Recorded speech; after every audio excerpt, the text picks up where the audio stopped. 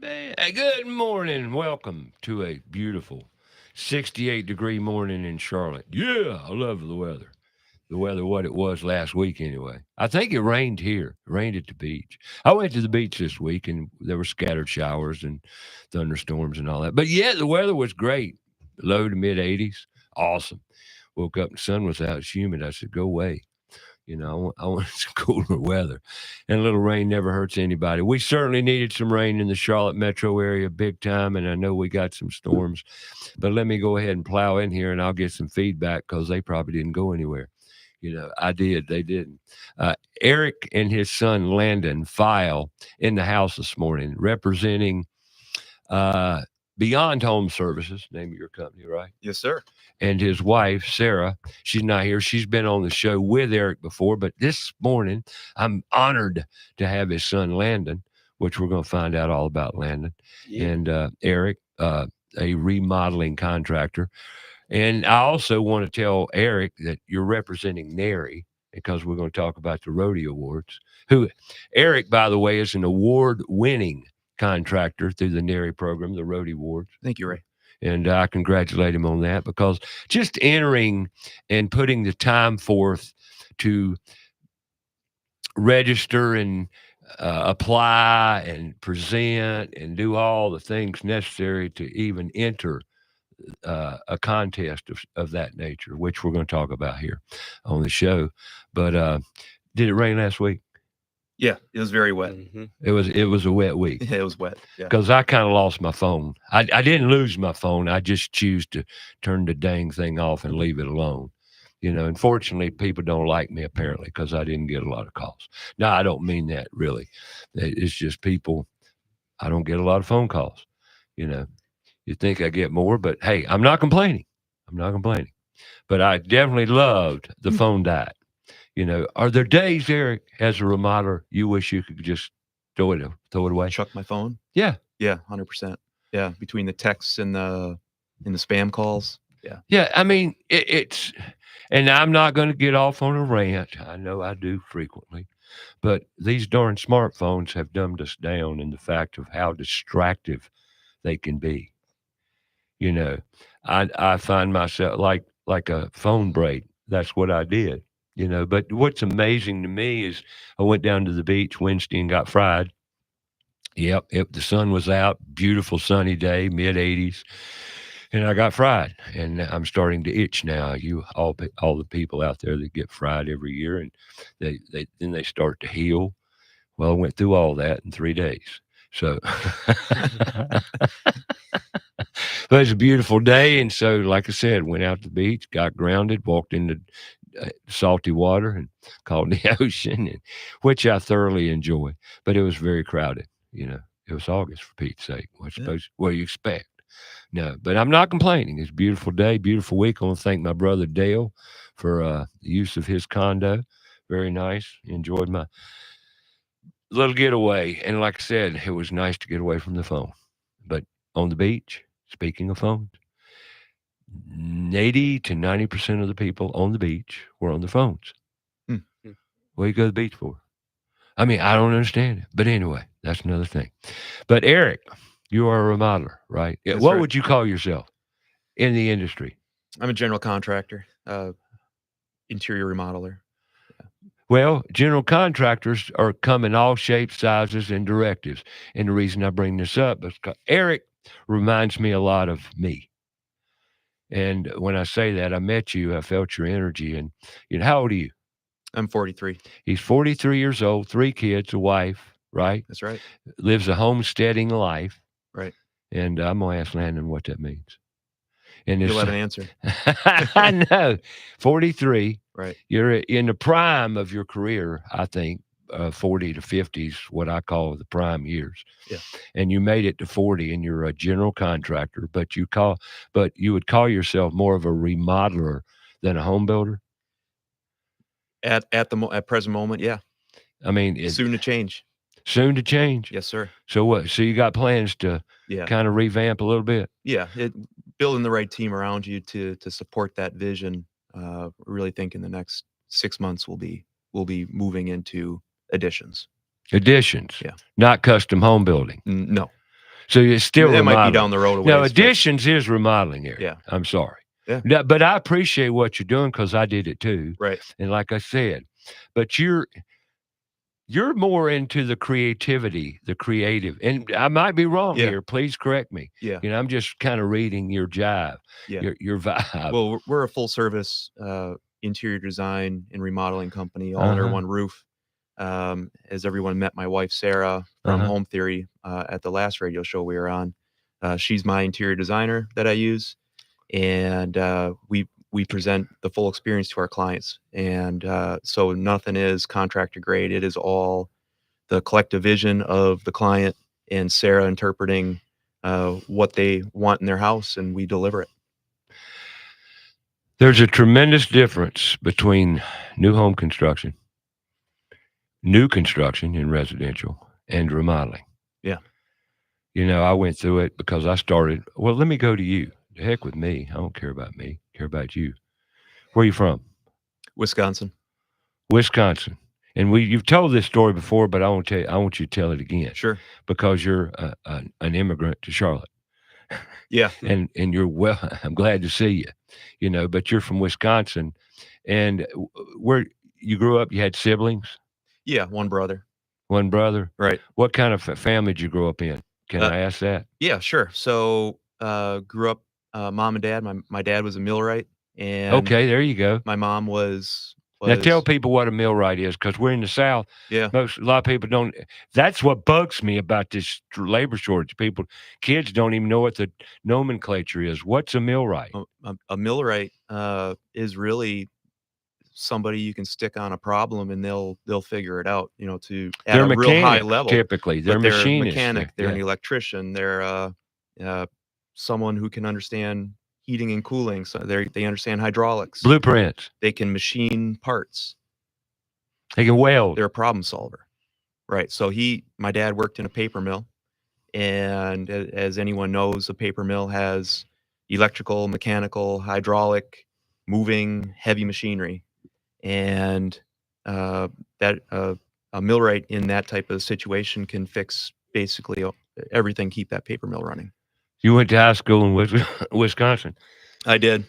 Yeah, I went to a high school that had a very robust and supported tech ed program, and that's where I lived a lot of my high school life, was in the tech ed wing of the high school. That's awesome. You're very fortunate because we Yeah, don't have. yeah, I was. I wish kids today in the Charlotte area. I can only speak of the Charlotte area and somewhat North Carolina.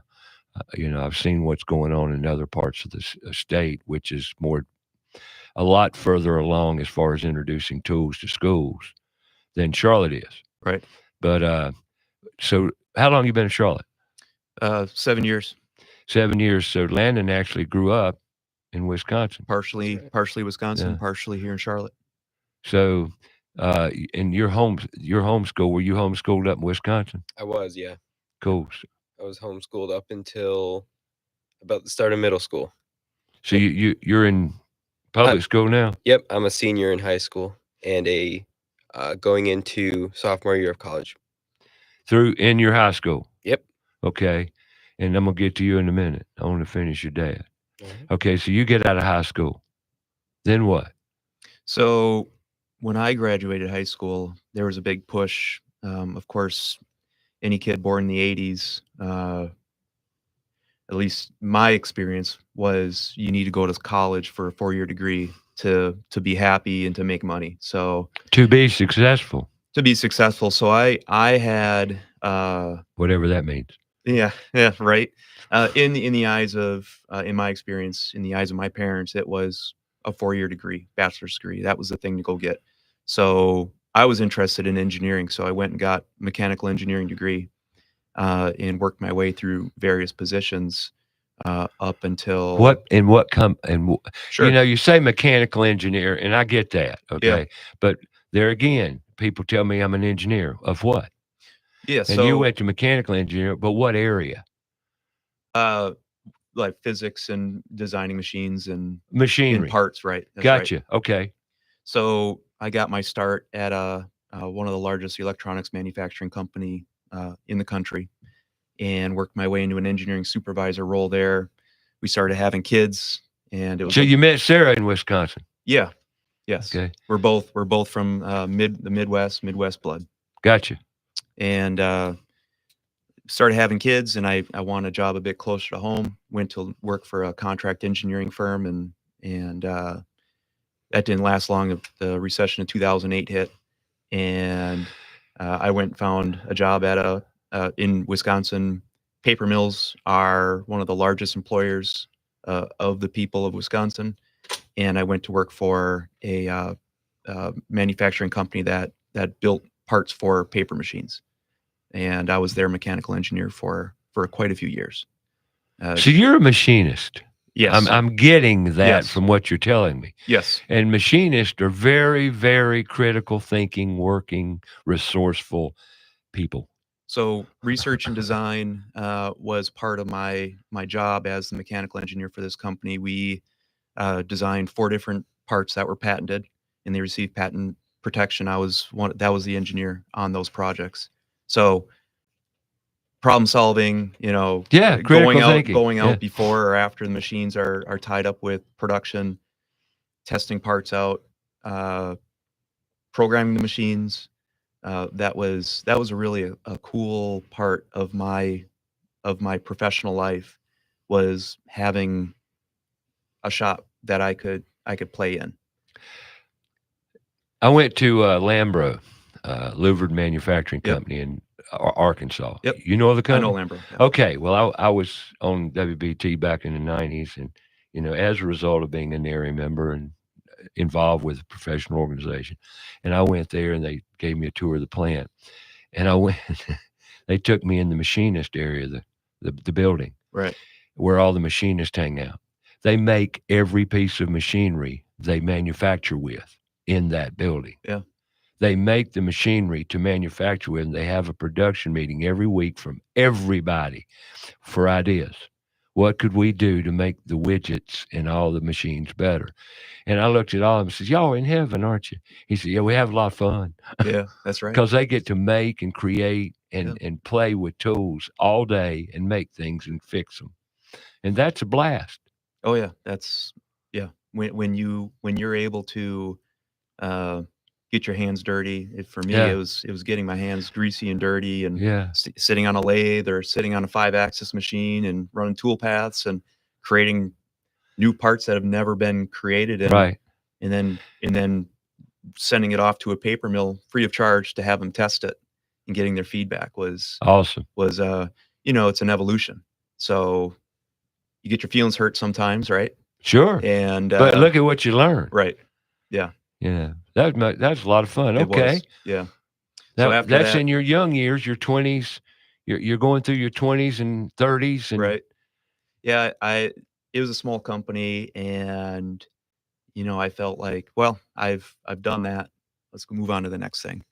And I went to be a project engineer for a U.S. Navy shipbuilder in Wisconsin, and wasn't long before I was tapped on the shoulder, be brought up to project or the program management department.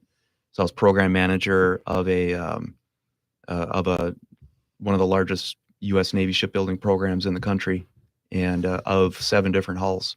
So I got what to kind of manage. ships? So this is a littoral combat ship, the Freedom variant. Cool. Yeah, it was. That's awesome. It was very cool. I got to. You doing welding?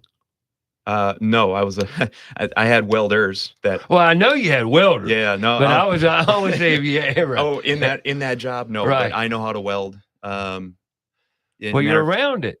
Yeah. Machining. I mean, welding is, and I had to bring that into the fold because welding is a fantastic profession, and it ties right into what you did. Right.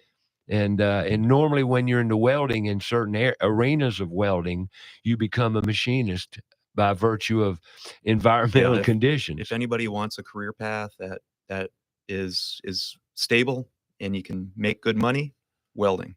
Absolutely. And you can go anywhere you want to work and weld anything you kind of want to weld. That's right. It's amazing. AI's not taking that job. Never will, never has, can't. It won't happen. Now there are robotic welders, but you can't replace a human welding. That's right. Can't. Not when it's needed. So anyway, you're listening to About Your House. I got the Files in the house. Landon and his father, Eric, of Beyond Home Services and Home Theory, Sarah's company. And we'll talk about how all that works and remodeling in general and how he got here from a very profound machinist and mechanical engineer to a general contractor. Happens all the time, actually. We'll talk about it. Come back right here on About Your House on Fox Sports Charlotte. YouTube Live, Facebook Live on About Your House radio page on your browser, foxsportsradiocharlotte.com. Facebook Live. I said that. Let me go back to Fox Sports Charlotte app. Download the free app. Go to the App Store. We'll be back with more.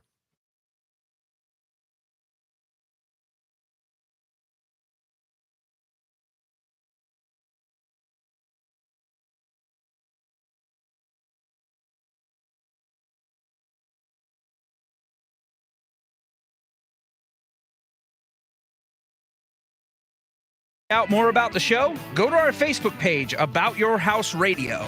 We'll be right back after a word from our sponsor. Mike Libretto here, inviting you to come in and experience Charlotte's best New York pizza and great Italian food at Libretto's Pizzeria. Serving Charlotte proudly since 2008. Libretto's pizzas are sure to please. Bite a slice or grab a whole pie. Pastas, entrees, great appetizers, sandwiches, and wings. A menu to please the whole family. Dine in or takeout, available 7 days a week. Visit us online at librettospizzeria.com or call us at 704-714-1442. That's Libretto's Pizzeria. Stop in and become part of the family. Summer heat is here, along with the humidity. Will your air conditioner provide the comfort needed? ABS Insulating can provide the resources to give you comfort this summer and all year. ABS Insulating uses the latest technology and products to insulate and seal the envelope of your home, creating a comfortable environment all year long, also extending the life of the air conditioning. Call ABS Insulating today for lasting comfort tomorrow. 704-821-4343 or absinsulating.com. Carolina Foundation Solutions is a family-owned and operated company and a licensed general contractor in North and South Carolina, providing foundation solutions from the mountains to the sandy shores of the coast. At Carolina Foundation Solutions, our objective is to help educate, offer guidance, and provide assistance. With over 200 years of combined experience, our family of experts are ready to help protect and repair your largest investments. If you have a problem, we have a solution. Call 877-883-4626 or online, carolinafoundationsolutions.com. Owens Chimney Systems is known for all professional chimney services since 1989, including chimney cleaning, recommended annually, chimney evaluations and inspections, any and all chimney repairs and restorations, gas fireplace and gas fire log service, furnace cleaning, cleaning out one of the most overlooked appliances in the home. Get it done right the first time. That's Owens Chimney Systems at 704-554-9595. Or you can visit us online at owenschimneysystems.com. Have a comment or question for the show? Call us 704-227-8986. That's 704-227-8986. Now, back to the show.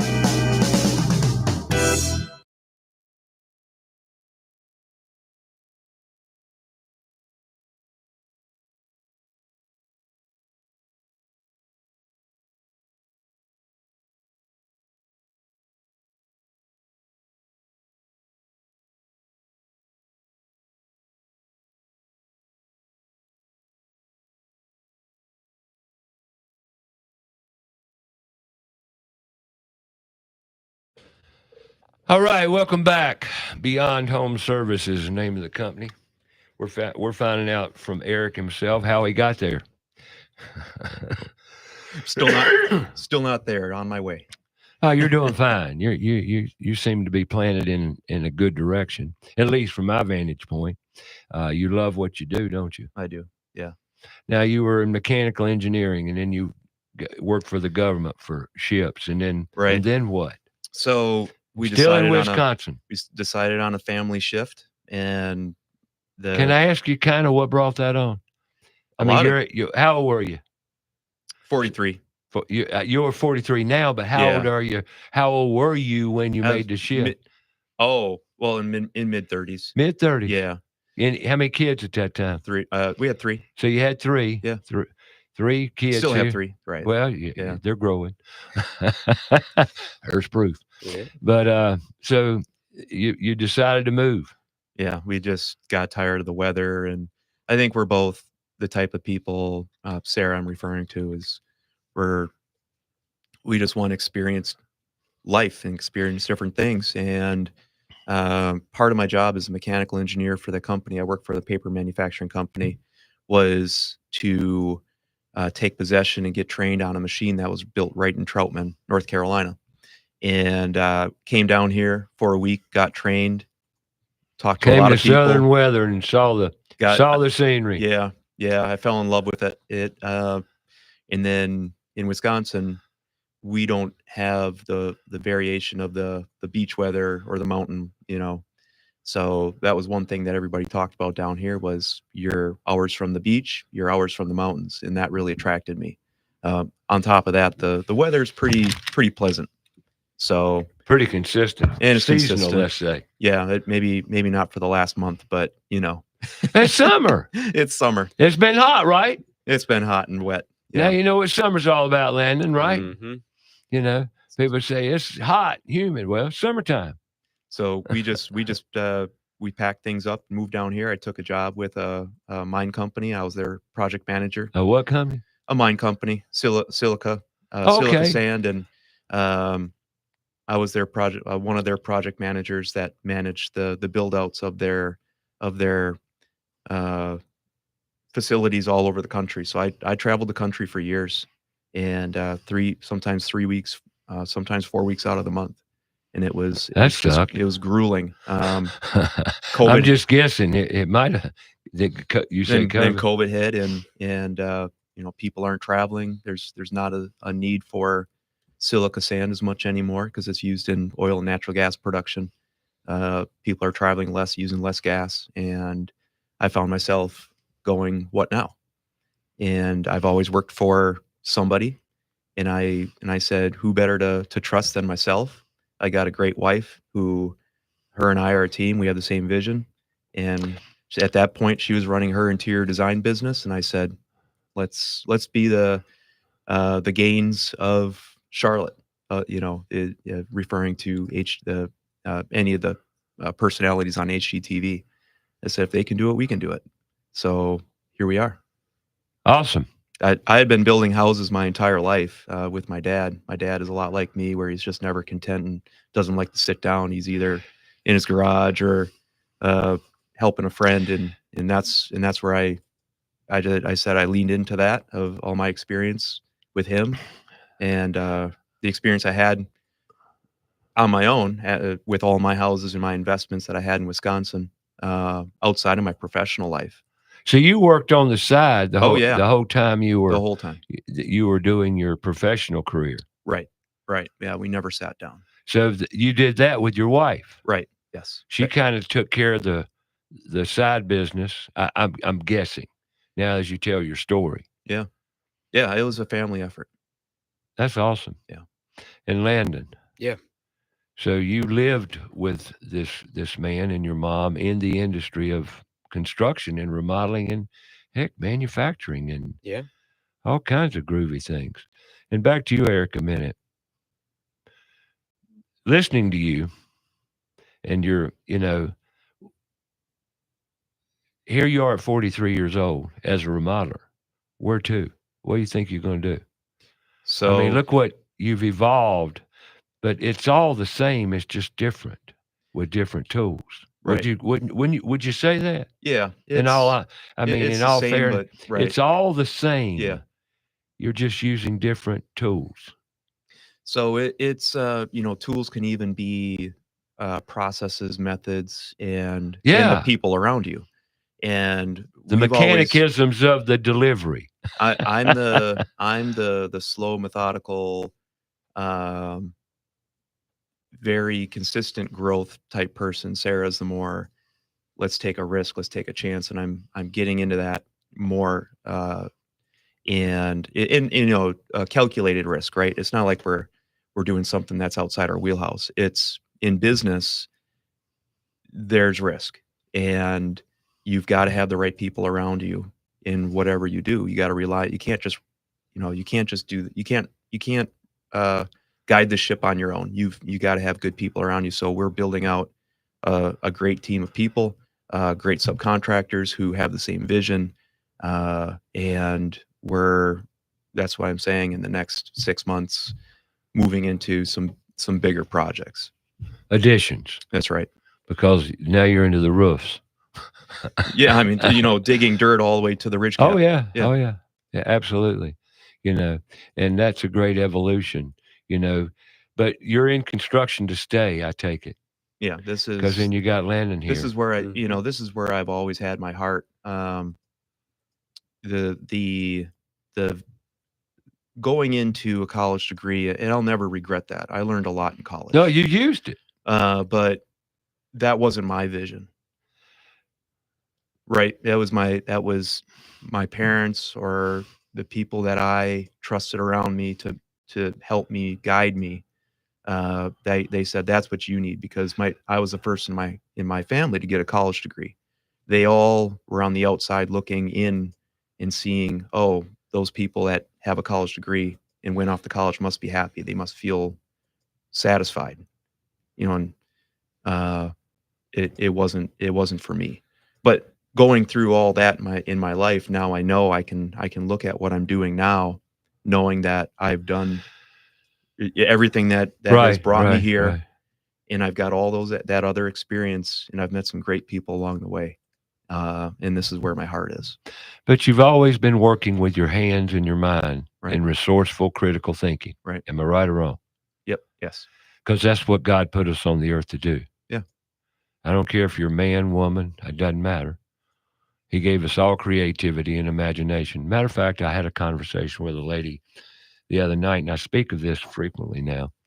And I said, because I ask everybody how old they are. I'm rude, but I don't care.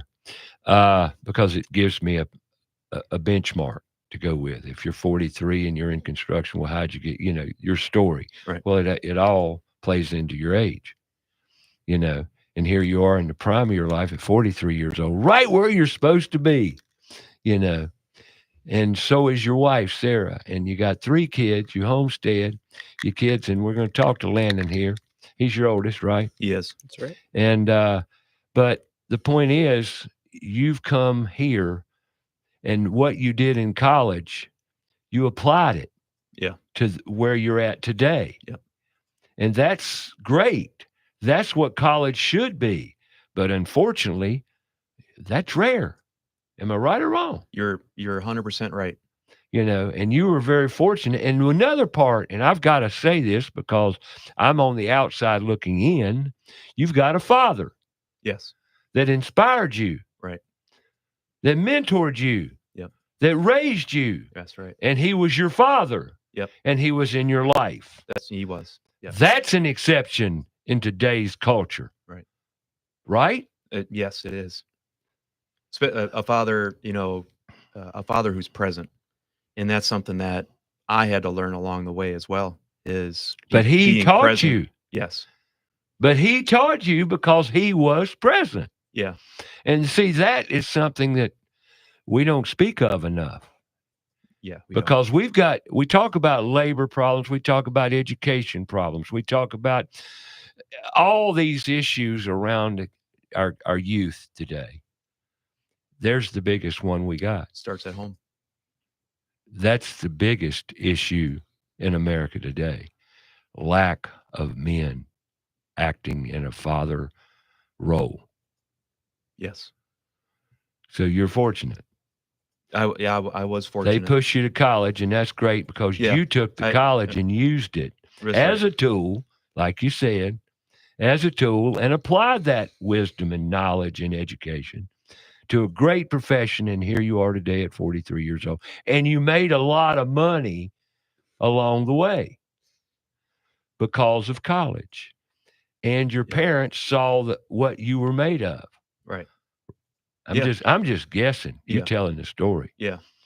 Right? Yeah. The career path I chose was absolutely engineering, it's problem solving. Right. So It's critical thinking, Right. which doesn't exist much anymore. No, it doesn't. What's your biggest issue? You say you're building a team. It's You and Sarah are Right. building a team, and I love it. How's that working for you? So what the And I know people we you've have done are- great things because you work superb. Yeah, we have a lead guy. His name's Tony, and he's been with us over a year and a half now. One of the best finds I've ever had. Awesome. And he listens. He wants to get better. He takes charge, and that's rare these days. I It would sure say is. the kids, and he's not a kid, but He's a we kid. have other positions where we hire people that are just coming out of high school, or they have a handful of years of experience in the field. Right. I would say one of the biggest challenges is people who say they know what they're doing and they don't. I'm sorry. It's comical in my world. But it's true. It's terribly true and sad, but true. Right. So stupid has become a serious issue. Yeah. And I say that, and some people get ill with me.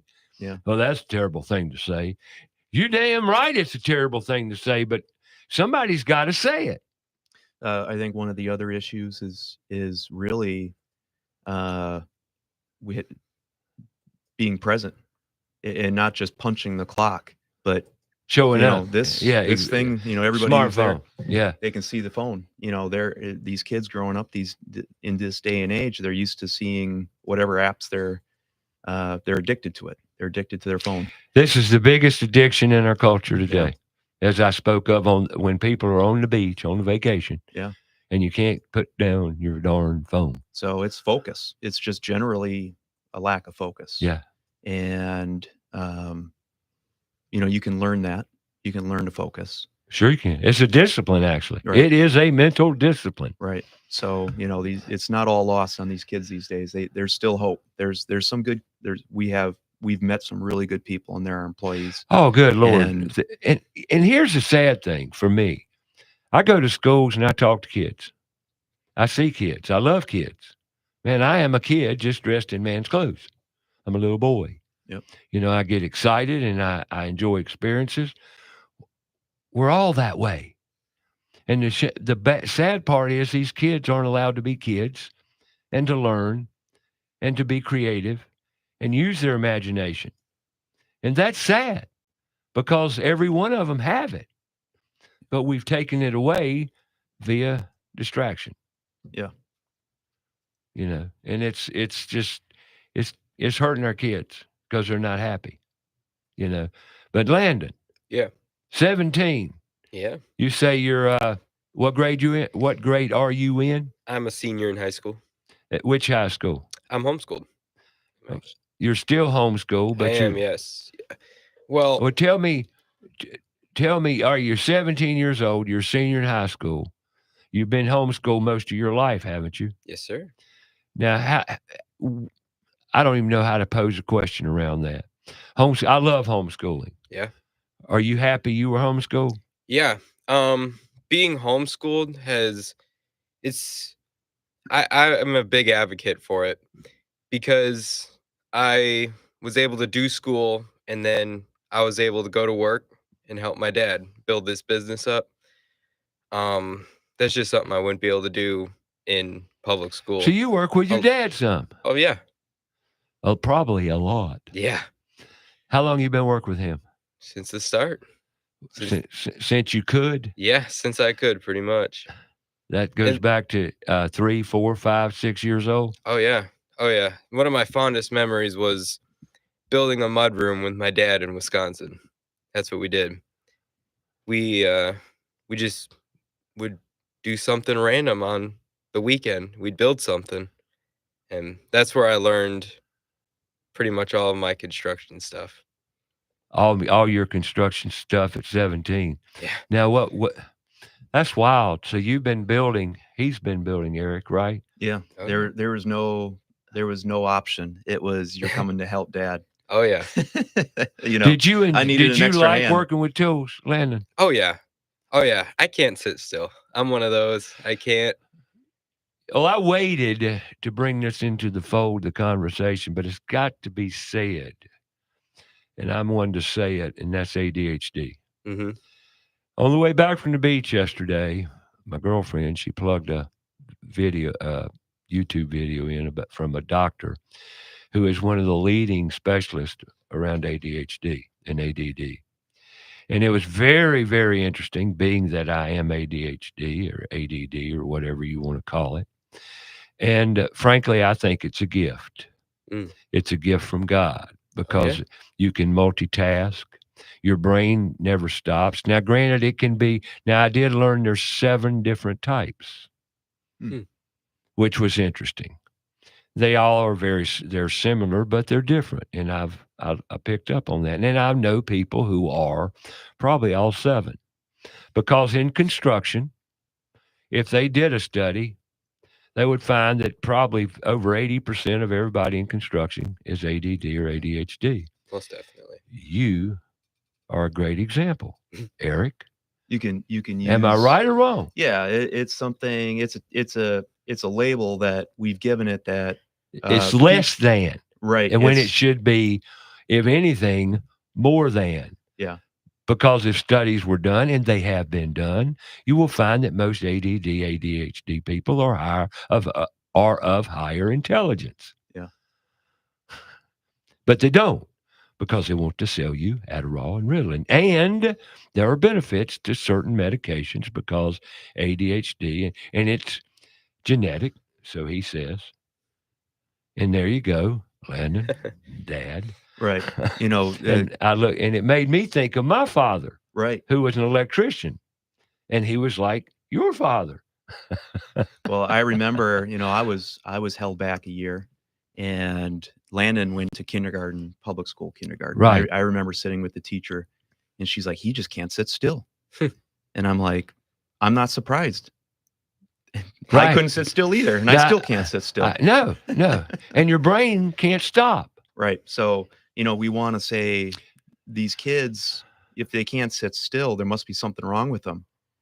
There's nothing wrong with them. They're just what's wrong is the system. They're not being given the opportunity to expend their energy.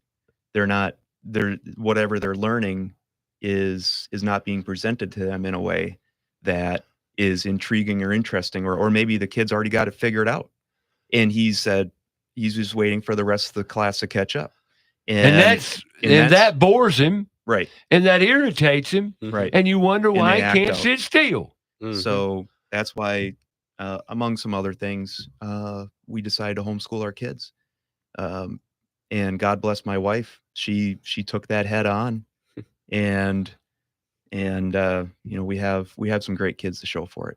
All right, your siblings, you got brothers, sisters, what? I do. I have a little sister and a brother in the middle. The middleist. Yeah, the middleist. That was me. So, are they into construction at all? No. No.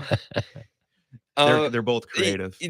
Yes. All kids, but see, you've allowed that. Yeah. Eric, both you and Sarah have allowed the creativity because that's who y'all are. Right. And that's what you've been exposed to, and that's your environment. Yeah.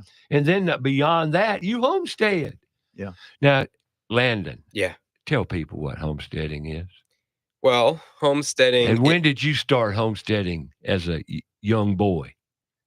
Since I was born. Okay, I grew up on a homestead. There you go. So you should know by now. He carried the chickens across the yard, so I could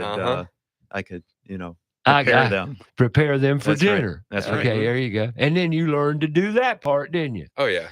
Right. Now, how many people in high school have done that? Most of them don't know. They don't know where chicken nuggets come from, right?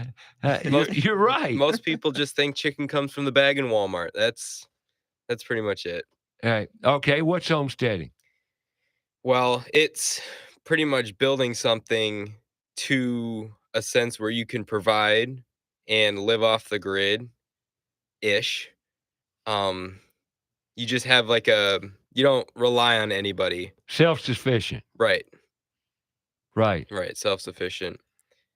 And you've lived that life, Eric. Yeah. Yeah. Gardens, chickens, ducks. Gardens, chickens, and ducks. Yeah. Mm-hmm. Yeah. Oh my. And so you've homesteaded, and that offers you creativity beyond most people's comprehension. Yeah. I mean, with homesteading comes fixing engines. When Lawnmower breaks. your Who lawnmower fixes it? breaks. That's right. Mm-hmm. You're not going out. You're not throwing it away. You're not buying new. You're fixing it. That's right. Right.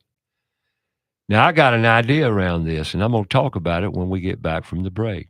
I got Landon and his father, Eric Fiel, from Beyond Home Services and Beyond.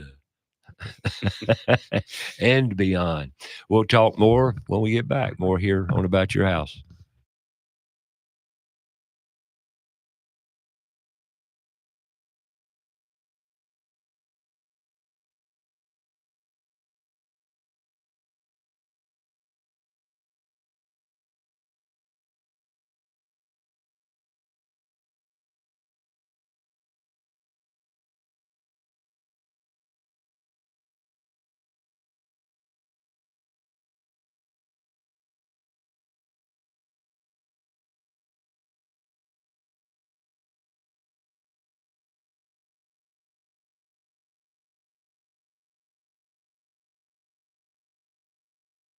More about the show? Go to our Facebook page, About Your House Radio. We'll be right back after a word from our sponsor. There's big news in the Carolinas. Queen City Audio, Video, and Appliances is now Queen City Home Store. For over 70 years, we've been your trusted retailer for appliances, electronics, and more. Now, we're taking it to the next level with a new name, a fresh look, and more ways to serve you, offering the same outstanding service you've always counted on, while bringing you everything you need for your home. Queen City Home Store. Same great service, more possibilities. Visit us at queencityonline.com. Hello, everybody. This is Mike Sims from Crown Town Dispensary here in Charlotte, North Carolina. Thanks for being supportive and loving through the years and supporting us through About Your House with Ray Terry. We have expanded over the years, and we now have stores from tip to tip, all the way from Pisgah Forest to Waves, North Carolina. Check us out on crowntowncannabis.com or cltcbd.com for store locations and online purchases. Thank you. Let's face it, we do not like bugs, and especially spiders and ants. Unwanted pests in the home are not only creepy, they can also spread sickness and cause significant damage to the structural integrity of our homes. Kilo Exterminating has been taking care of pest control problems in the Charlotte area for over 70 years with award-winning customer service. Moisture readings are standard with all crawl space inspection. Call Kilo Exterminating at the first sign of infestation, 704-333-9855, or online at kilo.biz. Again, that's 704-333-9855. Hi, I'm Sam Attero of AteroMedia.com, and I love empowering my clients and partners to make the most out of today's latest digital media tools. We specialize in building production systems and podcast studios for small to mid-sized churches and local businesses here in Charlotte. Do you need new media production gear? Do you need help learning how to use it? You're in great hands with our family business, Attero Media of Charlotte. That's ETTARO Media.com. Have a comment or question for the show? Call us 704-227-8986. That's 704-227-8986. Now, back to the show.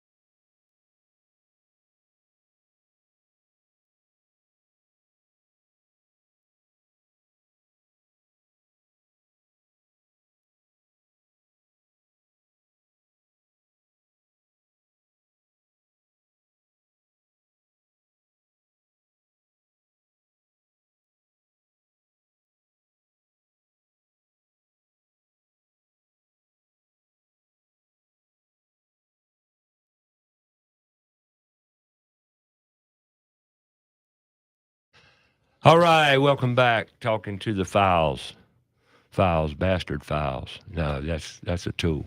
You know what a bastard file is? I don't. Oh, tell them what one is. Machinist. Yeah, it's just a file you use. It's in your toolbox. It's a Have you file ever use sharpened? Have you ever to- sharpened a lawnmower blade? Mm-hmm. What'd you use? It's a metal file. What'd you use? Angle grinder. A grinder. Okay. You didn't use a file. Mm-mm. Okay. A file would be putting a finer edge on the metal. Well, yeah. Would you agree or disagree? No, yeah, it's Because a grinder heats it up, and sometimes heat is detrimental to metal. Yeah. Right? So you use a file, and that's called a bastard file. Am I right or wrong? That's right. Yeah, Right. we call it a And it bastard just file. shaves off metal. Shaves off metal. Like a plane, like a block plane does to wood, but a lot finer. Where would we be without them? Yeah. Like a chainsaw. You ever sharpen a chainsaw? I have, yeah. What'd you use?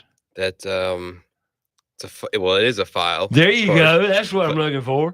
See? Now, many kids, 17, never sharpen. I know many men, adults, who've never sharpened a chainsaw. Probably wouldn't want them using a chainsaw. Right? I was gonna say that, yeah. Well, no, they'll use them. They'll just get them dull. You know, Get a brand new chain. you know what I'm talking about. Yeah, that's crazy. You know, I was working one day with an older a father, you know, with his kids, and it went dull. You know, and As I'm out. chainsaws do. Yeah. Chains do. Oh, yeah. And I says, well, where's your file? He looked at me and says, what do you mean?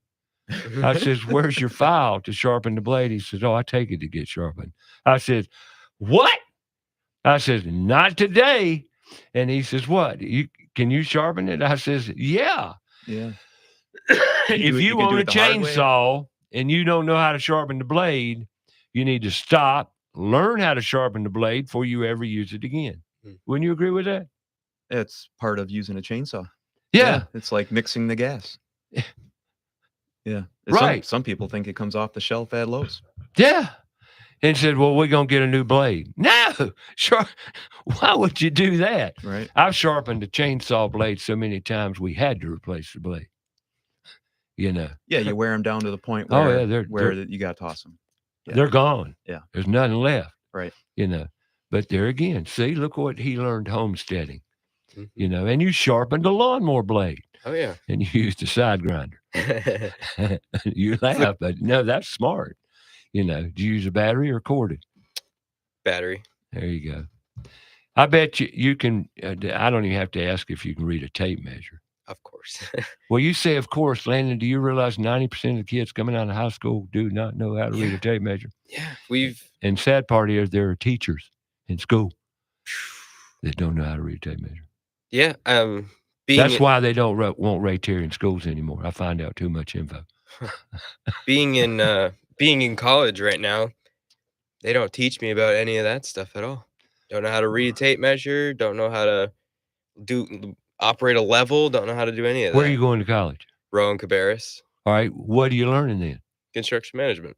But what are you learning? Now, you said they don't teach me that. And I'm sorry if I'm cornering you. I'm not trying to pin you down, you know, but I'm curious because I hear that a lot, Landon. Yeah. They don't teach. It's like this man right here had a communications degree, right? Yeah. Never spoke behind the microphone, but he's got a degree. Yeah. They, Duh. What happened there? Something's missing. Maybe it's just me. No, I wouldn't say that. I wouldn't say it's just you. They don't, I'm mostly being taught what somebody that wrote the book wants you to do. Basically, like, for example, when you're, I don't know, building the building, right? Mm-hmm. If you're up there on the ladder, they want you to, where am I going with this one? Hold on, going down a rabbit hole. Well, pretty much, it's just books. That's all there's nothing hands-on. They're not teaching you how to read a tape. It's ridiculous. When's the only time you learn, Landon? When I'm working. When I'm over here working with when them. you're applying, right? That's true. And that's what they're not teaching you, is it? From what you're telling me, they don't teach you application. No. How do you learn this? You got to go in the field. He's probably one of the only kids in his class. He's one of there's only one other kid in your class that actually has a is working job, in yeah. construction. Yeah. You know, that to me, I'm seeing it happen before my eyes. I don't, and I really thank you for coming in and sharing this, because it's telling people, the listeners, you know, what kind of learning environment we've got in our colleges and schools. And the sad part is the instructors don't know what to instruct. Am I right or wrong on that? I'd say you're right with that. Because they don't know, because they haven't applied themselves, because of the lack of folks. We've lost it since the mid 70s. They've quit teaching it. If you're not out there doing it, you're not learning it, because they don't teach it in college. What you learned in college was mostly theory and books, Eric, I'm guessing. Yeah. So when your applications happened, you went after it. Yeah, I was fortunate. The University of Wisconsin school, the program I went into, did have application. We had shop classes. I applied to a lot of other colleges, was accepted, but it was all theory. It was sitting in a lecture hall, listening to the college professor talk about physics or, how to apply it. It's theory. Yeah, sure. The college I went to, while we had a lot of theory, we were able to apply it. And matter of fact, our capstone project was actually applying it with one of the local companies in the area. So I was very fortunate. I don't think a lot of kids are. But if industry hadn't have gotten involved, and Yeah. I'm using your story here just by virtue of you telling it, if industry hadn't have stepped up and assisted in that process, it wouldn't have happened. No, it wouldn't have happened. No. And that's another point I bring up all the time. How can we get industry up to the bat, up to the plate, to engage these kids and show them the opportunities? You know, because Landon, are they showing them the opportunities in school? They show you where you can go. That's pretty much it, though. They don't show you the steps to get there.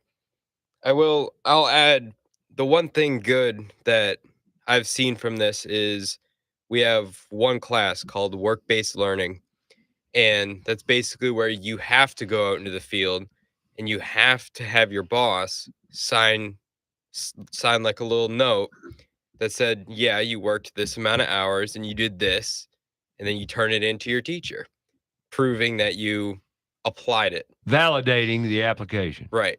Exactly. You know, well, I know for a fact. Oh, let me ask you, you like art? Art. Never really struck me that much. You do it every day in construction. Yeah. Am I right or wrong, Eric? Yeah. It is. Would you call construction art? It is. Yeah. Remodeling to me is the art form of residential construction. It's not a picture you hang on a wall. No. But anything anything human puts their hands on and creates.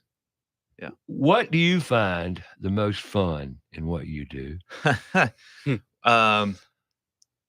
I'd say pushing the boundaries of going beyond just the cookie normality. Cutter. Yeah. It's breaking some rules even. Right. Yeah. Yeah. Yeah, that makes life exciting. Especially when you got a permit. And especially, and then, and then have an engineer look at you and say, I don't know if I want to get involved with that. Luckily, yeah, we have some engineers that like to push the limits. We know people in there. Oh, sure. They, architects, engineers, other GCs pushing the boundaries. And that's great to have a culture. Marcel and his bunch over there, they push it. Yeah, it's great to have a collective bunch. Right. Yeah, and that's building that team. That's right. And speaking of that, there's an advantage to being a member of an association like NARI. Yeah. How long have you been a member of NARI? It'll be going year and a half. What made you get involved with NARI? I mean, it was finding a networking group that understood where I'm at, and it was being around other people who are consistently pushing the boundaries. They want to be the best of the best in the Charlotte area, and I was a part of other networking groups, and I felt unsupported.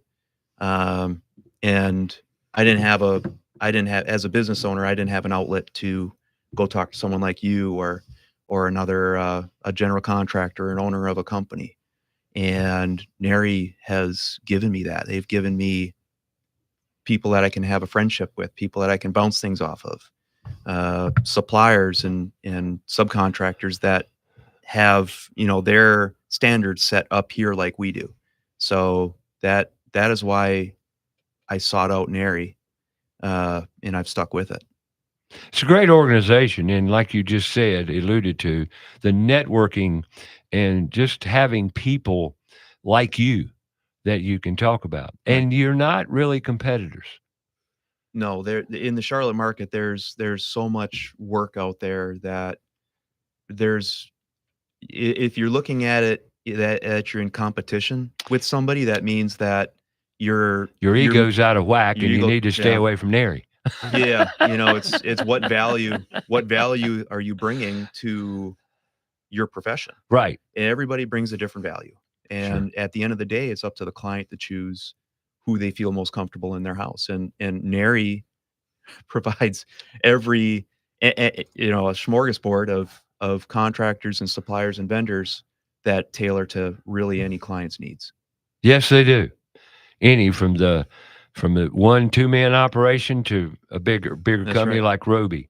Yeah. Roby Services. That's they're right. they're a member and leaders in the NARI organization, and I found it to be a great vehicle for learning in all aspects of construction. And Landon, you went to a meeting last month. Yep. And that's where I met young Landon here.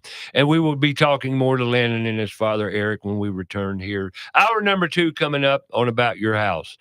We'll talk.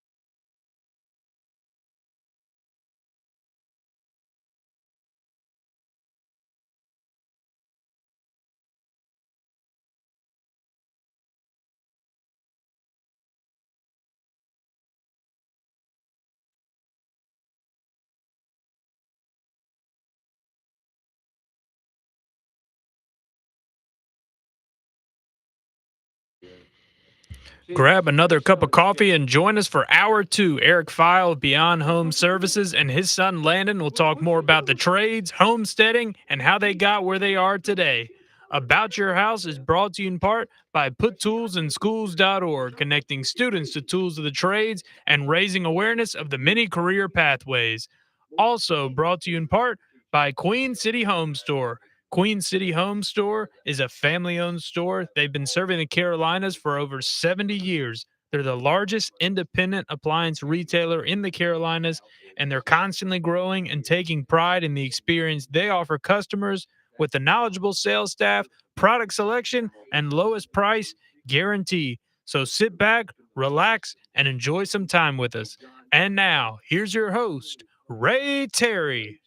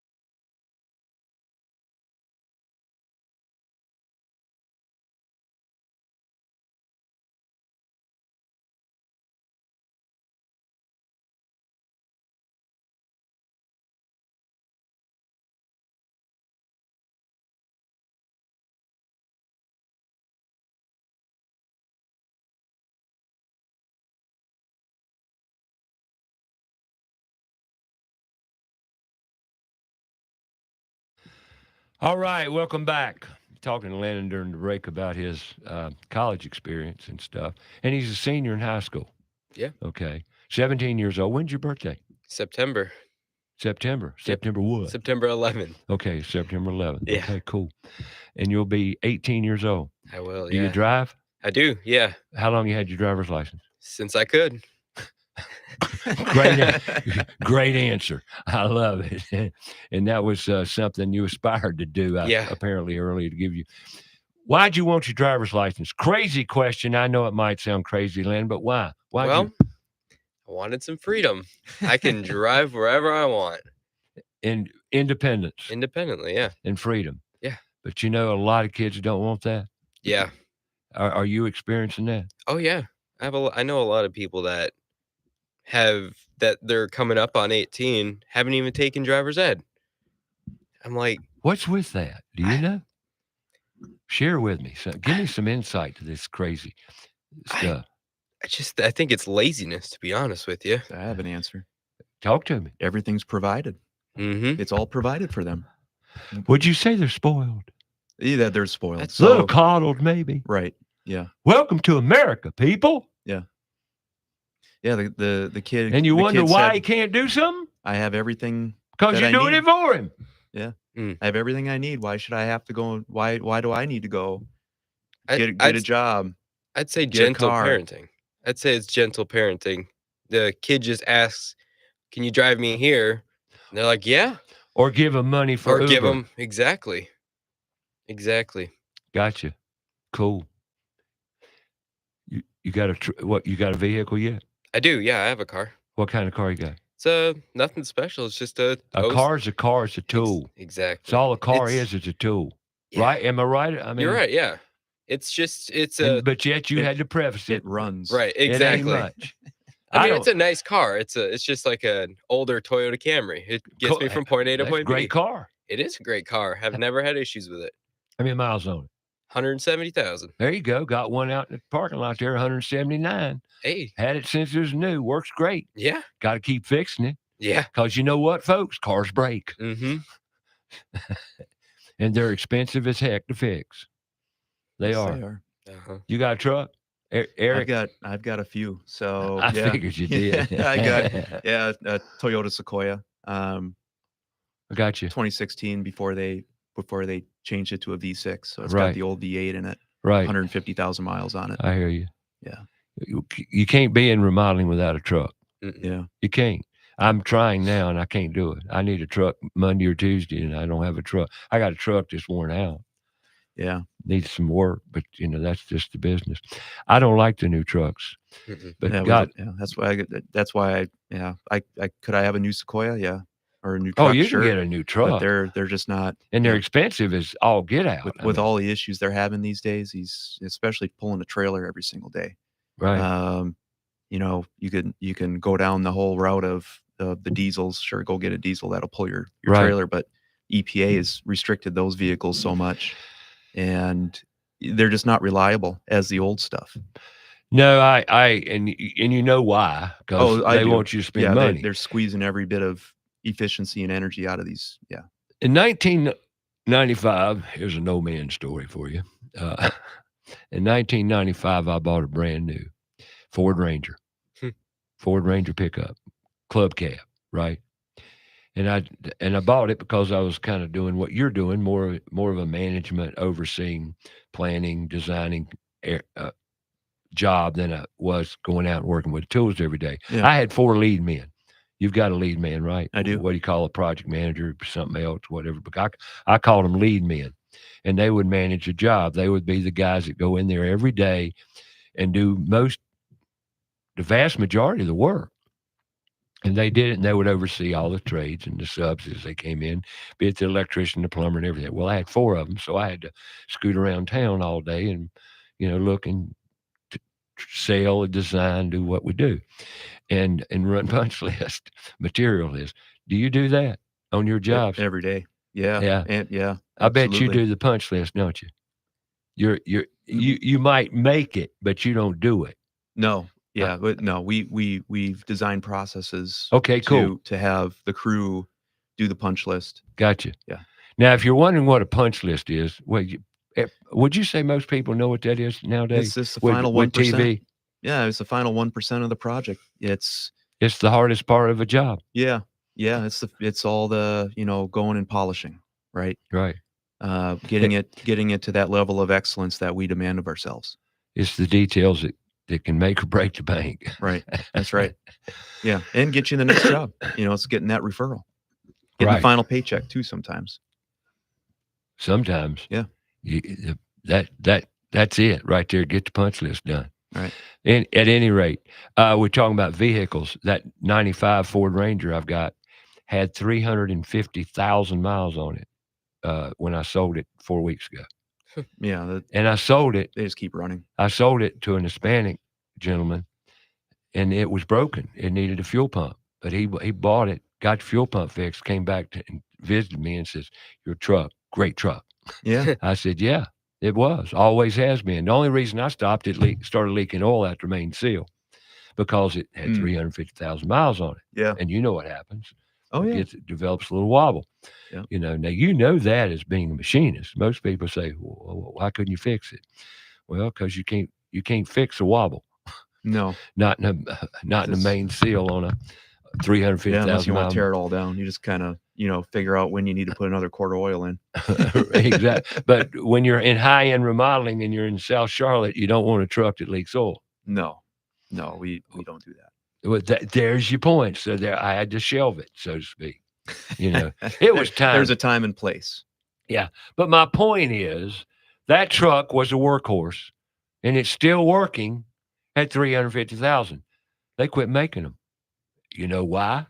Couldn't make any money off of them. Exactly. That's right. They lasted forever. It's like the straight 6 and the 95 F-150 I've got.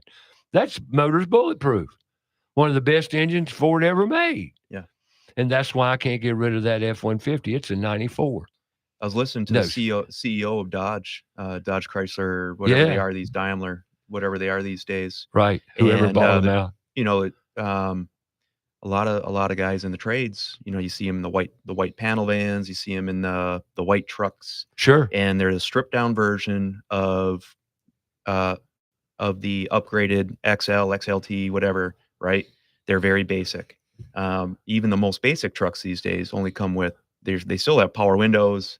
They still have some of the doodads that we found to be a luxury when we were buying vehicles. And this person asked why they're not making vehicles that are brand new vehicles that are cheap enough for us like Glad us you to brought buy. that up. I'm old. And he said, we can't make any money. We can't make any money off of a cheap vehicle. That's right. I was in Mexico, and I've told this story before. I'll tell it again. I was in Cancun. All the taxis were manual, straight drives, clutch in every car, okay, with rubber mats, roll-up windows, yeah, and basic AM, FM radio over. No screens, and they were brand new. Yeah. They don't offer that in America because they drive what they want us to buy. They don't offer it because they can't make the money off of it. Yep. We are puppeteered beyond comprehension in this country. And I got in, thank you, Todd Compton, Compton's Automotive. He lent me his pickup truck a few weeks back to pick up some stuff. I got in that big old F-250. My God, it's a tank. And everything you could want is on it. What's that all about? I don't want to drive a Cadillac. I want to drive a pickup truck. But that's what they offer at $60,000, $70,000, $80,000. It's out of control. I mean, it's nuts. Why can't you just go? You can in a fleet price, get a rubber mat F-150. They're still $35,000, $40,000. It's ridiculous. But anyway, I'm sorry. Yeah. But you got to have them. Most important. I'm not sure what's the most important tool you think we own is? Our mind. Are you saying physical tool we can put in our hands? Yeah. Boy. Here it is. I mean, I'd say, sure. It's communication. Yeah. Communication and technology. Wouldn't you say? I mean. Yeah. No. Yeah. I mean, we got some important tools like your vehicle. Something we take for granted every day is that truck and car we drive. And when it breaks, we break. Mhm. Yeah. It happened to me recently, and it breaks. Leaves you in a lurch. They break, Yeah. and then you got to go pay the bill. So, hey, being in business, it's expensive. But let's go back to square one and what you do beyond home services. Yeah. What do you do? Tell well, people what Beyond Home Services is all about. You did earlier, but tell me again. we're a full service interior design remodeling company.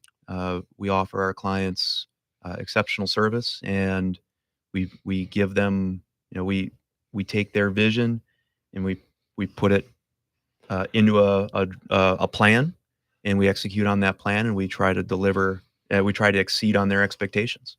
From idea to reality. That's right. Right.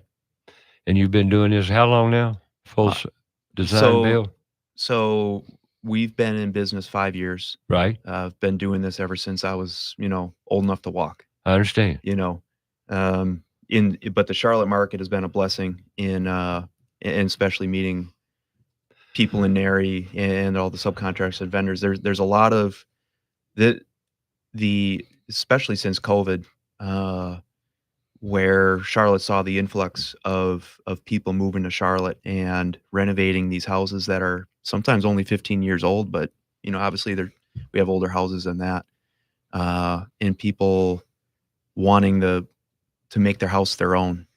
We're blessed in that regard that Charlotte has a lot of that, people moving here and spending their money here. So I would say that Charlotte's blessed us in a lot of ways. Charlotte is a great city in the world of remodeling.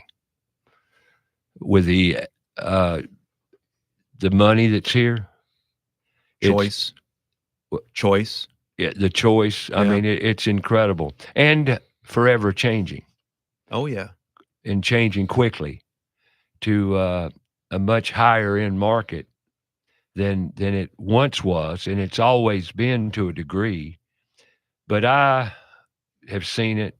I mean, I've worked in remodeling and home improvement for 55 years now. Never had a big downturn, even in the recession, just 2008 downturn or financial crisis, whatever you want to call it. Never ran out of work. It never really stopped. Did it slow down? Lord, yeah. Was it affected? Absolutely. But did it stop? No. Not if you're good. Yeah. If you're good and build a reputation, and I say this because I highly recommend the pathway of remodeling as a great career. You got to be open to change. Change is your biggest factor. Yeah. And change in this world and this time today, currently, is going at an unbelievable pace. Hold on tight, right? Yeah, it's crazy. At 43, and here you got Landon at 17. What do you aspire to be I mean, you got 17, you're going to college, getting your pathway set up. Where are you going, Landon? Well, You're with your daddy here building and Yeah. enjoying. And by the way, before you give me an answer, I don't know if anybody's told you, Rishton, the boy's got a voice, hasn't he? Yeah. You noticed, didn't you? Yeah, I did. And I knew he would. You got a great voice. Thank you. A really good voice. So I want to tell you that, and I'm not trying to blow smoke, or build you, blow your head up, but you got a great voice. I appreciate And it. I said that because what's the most important thing you do every day? Communication. You got it. So now answer the question. Well, if you remember it. It was, yeah. Where I want to go, I would say. Hold that thought. He's pushing us out of the spectrum. But well, he just interrupted. We got to take a break. All I right. didn't want to get you on a roll here. But the question is, when we get back, where's Landon going? 17 years old, working with his father and mother, for that matter, and family, for that matter. All of the above. Find out where the young man aspires to go and be. We'll be back to find out the answer.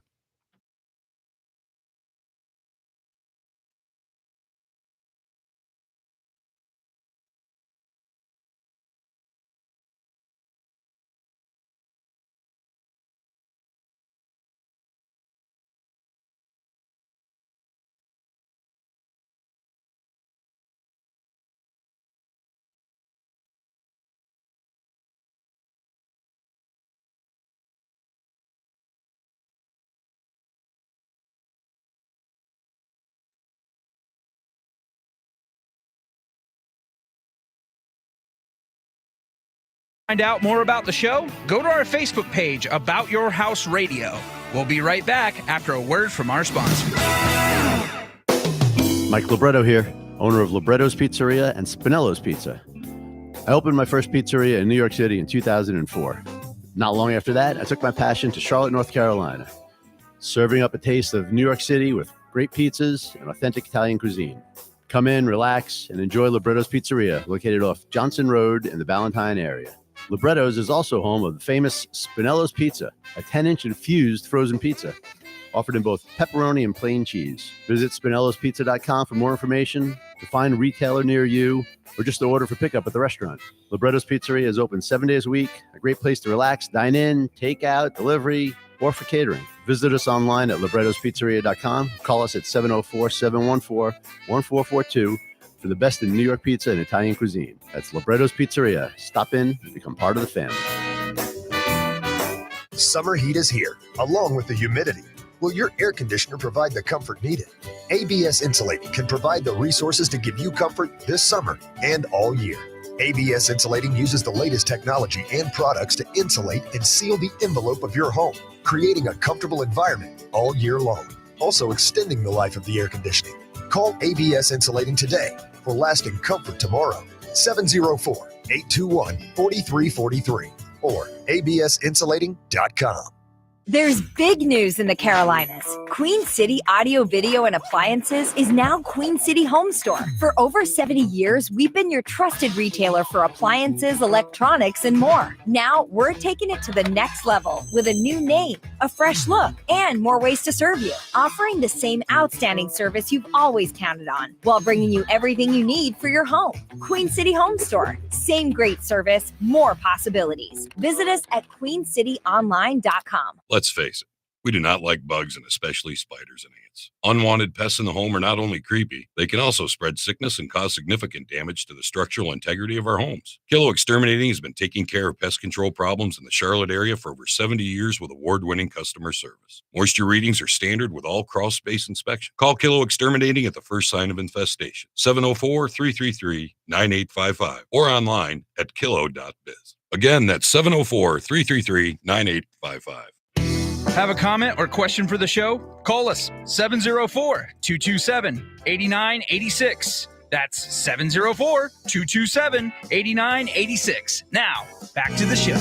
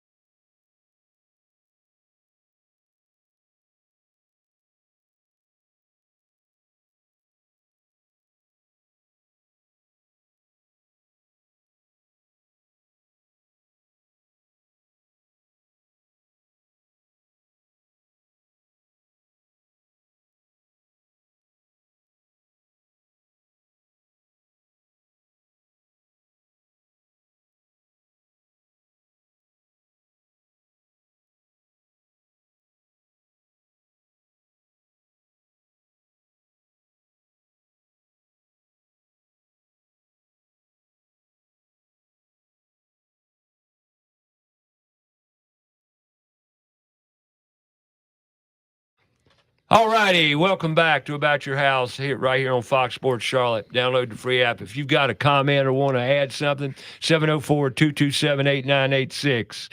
I've got Eric Fiel and his son Landon in the house talking, remodeling Beyond Home Services, and his wife Sarah, Home Theory, a design firm as well. They work hand in hand as a team, or if you just want design, Sarah will help you. If you're going to build it, you'll meet Eric.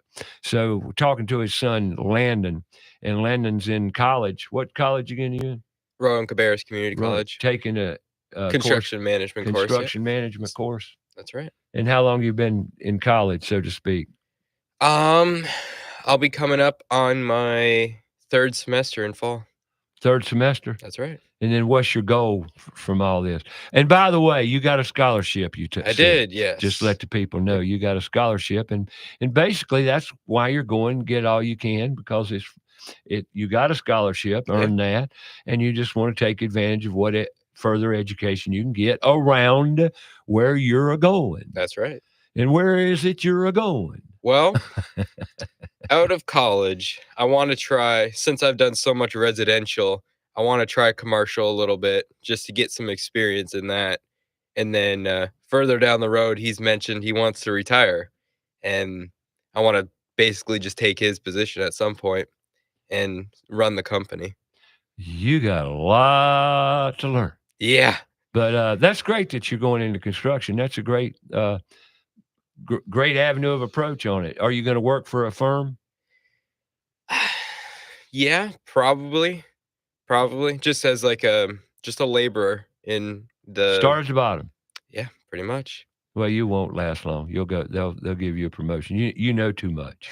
Well, you do. I mean, in today's world, Landon, you're way ahead of 90% of people out there. Even coming out of college, exactly. You're way ahead. Yeah. So apply it. But what's the most important thing you got? What's the most important thing you want in life? And we all want the same thing. What is it? Freedom. But what is that? Not having to worry about anything, really. But what is that? It's called happy. Happiness, yeah. Yeah, but see, they don't teach that in school. No. Do they? So I see you sitting here today. You a happy boy? I am, yeah. That's great. So you're helping your father some, even he helps you now? Yeah. It works for you? I wouldn't have lasted this. Yeah. I mean, this summer has been great having him. He really, he supplemented our crews. What's he doing for you? He's growing our business. So he is, because he can't run power tools. He can't run anything that can cut his hands off. Right. He can't. Because of OSHA. Right. He can. It's not a bad thing. He can't, but he can. Yeah.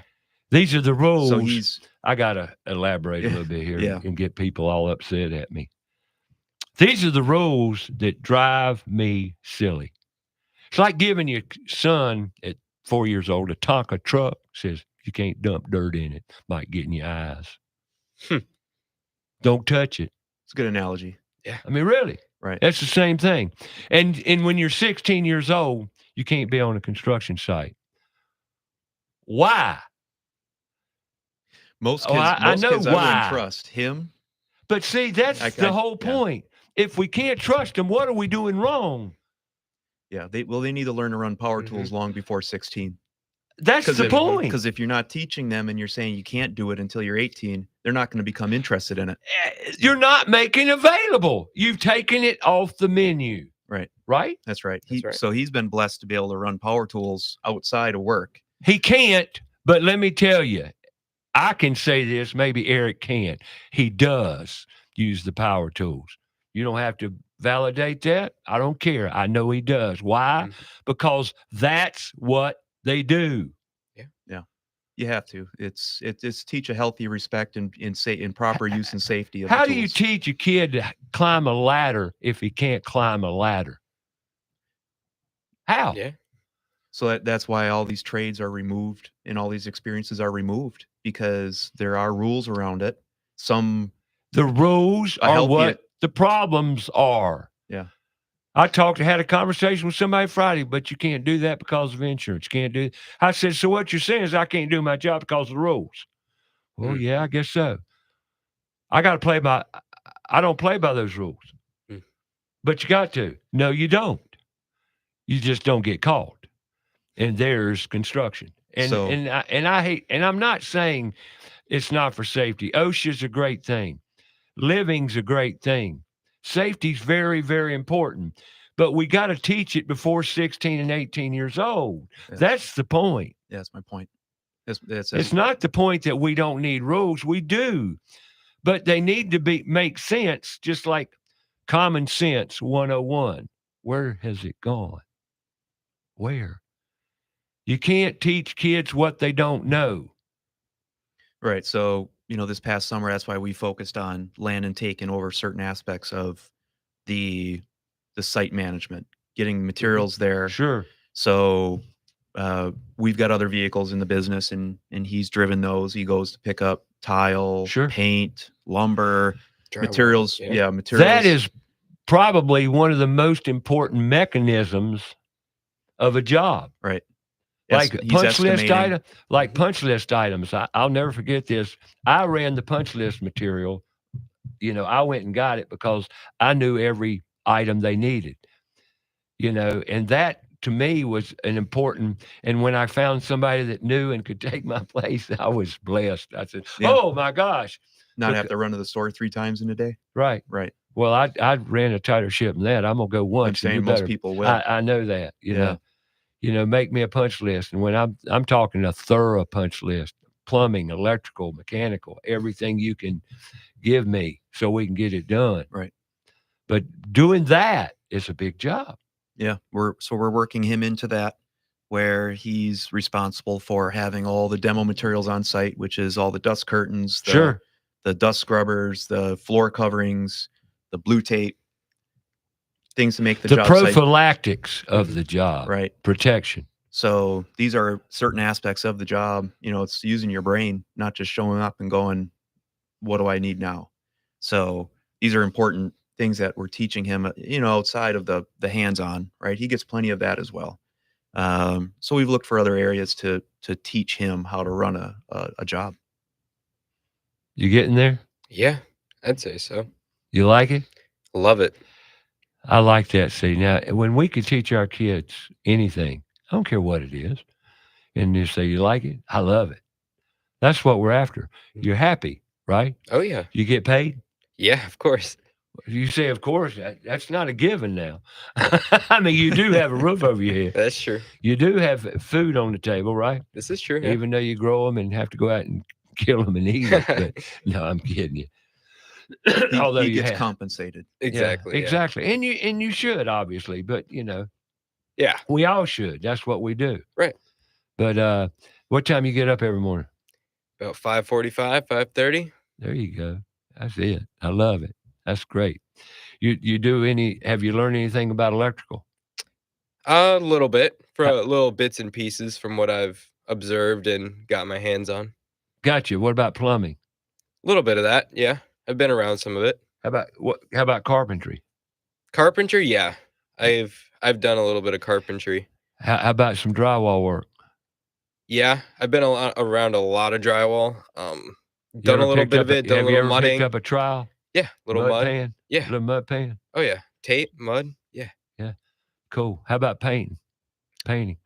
Yeah, You not done my any? strong suit, but I have done it. Yeah, You it's have done- definitely a field I got to work Now, on. see, the point in me asking you all these questions, how old are you again? 17. And look at all you've done, Yeah. and you're a lucky guy. Wouldn't you call, both of you, wouldn't you call what y'all do like a big puzzle? Oh yeah. I mean, and the puzzle's ever changing. No house around here is Yeah. ever built the same. It's like a puzzle you can never solve. Well, I mean, No, you gotta solve it. Once you solve it, event. You solve got at you solve that puzzle, but the next puzzle's nothing like the first. right. puzzle. That's what I meant. That's yeah. what us ADHD people love about remodeling. Yeah. No house is alike. No two people are alike. Right. And once again, the hardest part, the biggest difference in new construction and remodeling is people. Yeah. Wouldn't you say? Everybody involved. Right. Yeah. And because you're dealing with someone who's typically, let me ask you, when you do a complete remodel, do you like it better if they move out or stay in? They move out. Yeah, we can control the job site better. Clients, I would be the same way. They get curious. They come into the work area. So what we do in our standard process is to curtain ourselves off and run dust scrubbers to try and minimize the dust throughout the house. But that's difficult when the client's still living there, because They want comfort. oftentimes it's a room that's on the way from the garage or the laundry room to wherever they're going and living. And it's a bad experience for everybody when they're cooking out of a toaster oven or off of a hot plate or ordering in during the remodel. We have to set up and tear down every day to try and control the dust, control the noise. It's I hand it to my clients that live through the entire thing. We recommend they move out.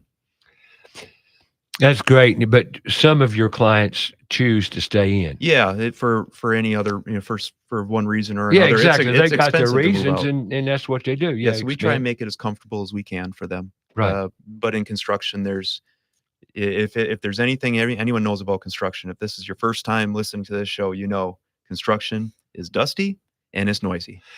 I would tell all my clientele, and I would tell them together. And what I mean by and I want to talk to you about this too, about what I call a can't think of my words now, but husband and wife together. Yeah. Do you ever go out on a one-legged call?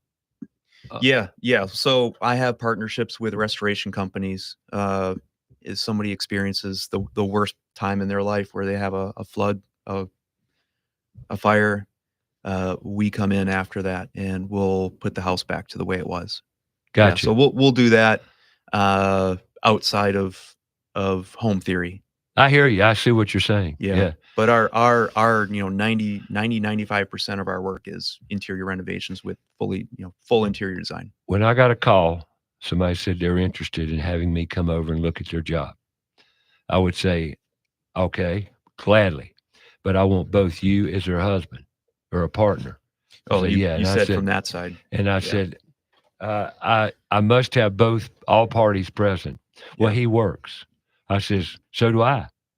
And I try not to waste my time when I do it. So therefore, I want both of you there because I don't want to say it but one time. And I want everybody present to voice their opinion so I can hear it. And, and I got a lot of resistance when I started that, but then I explained it to them.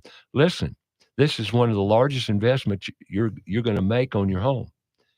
And I don't, in communication, back to that, is the most important part of this job. And if we can't, but all of us can't talk together, then I'm not too sure I would want to work for you. So I sometimes liken it to being a therapist. It is a therapist, and that's where we excel is having. I'm not the therapist. I'm the guy executing the vision. Right. It's that relationship up front with an interior designer or someone who knows how to take competing visions, a husband and wife or whomever owns the home. If it's two people that own the home, they're going to have competing visions, and it's been able to make them both feel like they're getting what they want, and that's where we excel. But there's only one way to do that is if you communicate with them together up until a point. Like and I ask a few pertinent questions like who's writing the checks, who's going to manage or who's going to be the daily contact? How do you prefer to communicate? Text, email, or phone calls? I'm a phone call guy. I like talking, and by the way, there's going to be days that you're going to hate me and hate life in your house because this is a very stressful situation that you're about to undertake. Yep. And to about moving out, you can choose to move out and make it this way, or if you stay here, it's going to be that way, this way, and then if a husband looks at me and says, Ray, if you make this woman happy right here, I'm a happy man. I said, you can go to work now. Right. We're done with you. You're delegating. I said, but let me tell you, if there's an issue, I'm going to call you. Okay. Yeah. We got a deal. Because see, your contract, like Eric here, that you're giving this man and his company your home, essentially. Yeah. You've got to trust him. You've got to believe in him. And most of all, trusting. Trust is so important in remodeling, is it not? It's a choice. Yeah. Yeah, it's a choice. And you want somebody you can communicate with, get along with, and frankly, be friends with. Yeah. You can say it's business. Yeah, it is. But the communication and the relationship is the most important part of that job. Absolutely. Right? So there you go. And it's a juggling, but there's a lot of stress attached to remodeling. Yeah, it's stress on both sides. So that's we try to. You're never going to eliminate all the stress. Nope. But this is why we have a process that every single client of ours starts at the beginning the same way all of our clients do. We don't custom tailor the process to a certain client. They just have to go find a different team to work with. Right. But we've designed the process to be a certain way to be as stress-free as possible. That's the key to remodeling. Right. Try to make it stress-free. Right. Because we've been around. We know what it takes to be as least stress as possible. So this is what we've learned. This is the process we've designed. That's awesome, and you did it from experience too. Right. That's right. So we can't be doing this. This is tough. We got a caller. Terry, let's talk to him. Good morning, Terry. How are you? I'm doing fine. I'm doing great. Wonderful. Thank you for calling. Watching the kids and my grandson there. Oh, right. That's your grandson. Good job. Yes, he Good is. job, Granddaddy. Did good. I want to tell them, both of them, I'm proud of them. Well, you ought to be, but you were responsible. Good job. Yeah. I'm proud of In you. a way. I'm proud of you. You did good. Now, the youth today need to take note of what my grandson Landon is doing there and learn to be a responsible person and have a goal in life. Yeah. You're exactly right, sir. He's doing an awesome job. He's a good role model there. So is Dad. Appreciate it. Well, you I have just been. wanted to wish him good luck and have a great day with you on the radio. I appreciate you. Appreciate you calling in. Good, Terry. And thank you for what you're doing too, big guy. See you later, guys. Take care. I know. That's your dad or her dad? My father-in-law. That's your father-in-law. Yep. That's Sarah's father. Cool. What's he do? He's retired. He's retired out of the paper mill. He's a superintendent. I got you up in Wisconsin. Yeah. Cool. I hear you. Not Minnesota, Wisconsin. I look at Wisconsin and Minnesota. They're kind of up there by themselves around the Great Lakes. Did you ever go fishing in the Great Lakes? Yeah. Do you live far from the Great Lakes? Lived right on the bay on Lake Michigan. You did? Yeah. And then, of course, working in a shipyard, you got to be near some water, right? Right. It's got to be a lot of water. Yeah, a lot of water. So, yeah, up in Lake Michigan. We're out in Lake Michigan often catching salmon. I got you. Never been to the Great Lakes. You got to do it. One of the areas I haven't visited. And now that you mention it, that's weird. I haven't been there. Water's clean. It is. It's not. It's unlike anything I mean, if you've seen a clean lake, a clear lake, you can see the bottom, right? Lake Michigan is that way. Really? Yeah. It's if you haven't ever been there, you have to do it. You go home much? We were there 2 weeks ago. Oh, really? Yeah, we don't go much, but when we do all the Midwest Wisconsin things. So I got you. Cool. Great. All right, back to Landon. Yeah. I want to commend you on what you're doing, and I'm glad you're a happy guy. Well, I appreciate now, that. let me ask you, as a 17-year-old, and I've talked to a lot of kids your age and younger and older and everything else. Is there anything you would, talking to, you got some buddies, right? Yeah. What do they do? Well, I got one buddy in construction, and the rest of them really just work regular jobs, just grocery store, restaurants, restaurants, food, coffee whatever. shops, stuff like that. Yeah. What advice would you give any youth out there? Well, find something you love to do. And just stay on that path. Don't listen to everybody else saying you'll make more money at this, you'll make more money at that. You'll never be happy, and you're going to wish you did something else. Wow. Profound, right? For a 17-year-old young man to say what you just said is rare. Very rare. And but you're spot on. Find something you love to do, and here's the shame in all this. If you don't know what's available, how can you try it? That's where we're failing our kids. You're a very, very fortunate man, and I say young man. Thank you. To have the gifts bestowed to you that you have, such as a father that taught you to work with your hands and your mind, homeschooled you. Not that, well, I got a big problem with public schools today because it's broken. And it's not me, it's you that's told me that. Yeah, it's all the yous that have told me that. And I hope we as a culture can recognize our problems and fix it, because we need to offer our kids an outlet to be creative, That's right. to use their hands, their energies in a more productive, purpose-filled environment. That is right. Right? I agree. Yeah. Got to do it. That's what America was built on. Oh, yeah. And we've got to get back to it. Right. We've just got to go back there for so many reasons.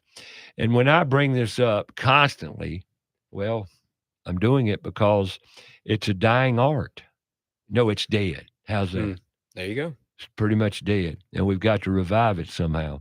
And the only way we're going to do it is expose our kids to working with their hands and their mind in a purpose-filled, service-oriented way, to where spread love and joy. But everybody's chasing that almighty dollar. Mm-hmm. Everybody's chasing. Everybody. And we're way too busy. We'll talk more about that, construction, and what's Beyond Home Services all about. And I want to hear some stories. Surprise, surprise. A lot of things happen in remodeling a house. Sometimes you open a wall up and there sits something that you had no idea was going to confront you. Things nightmares are made of, Terry. That's right. Right. Well, names are Terry. We're gonna talk to Eric about that and more when we come back. More about your house.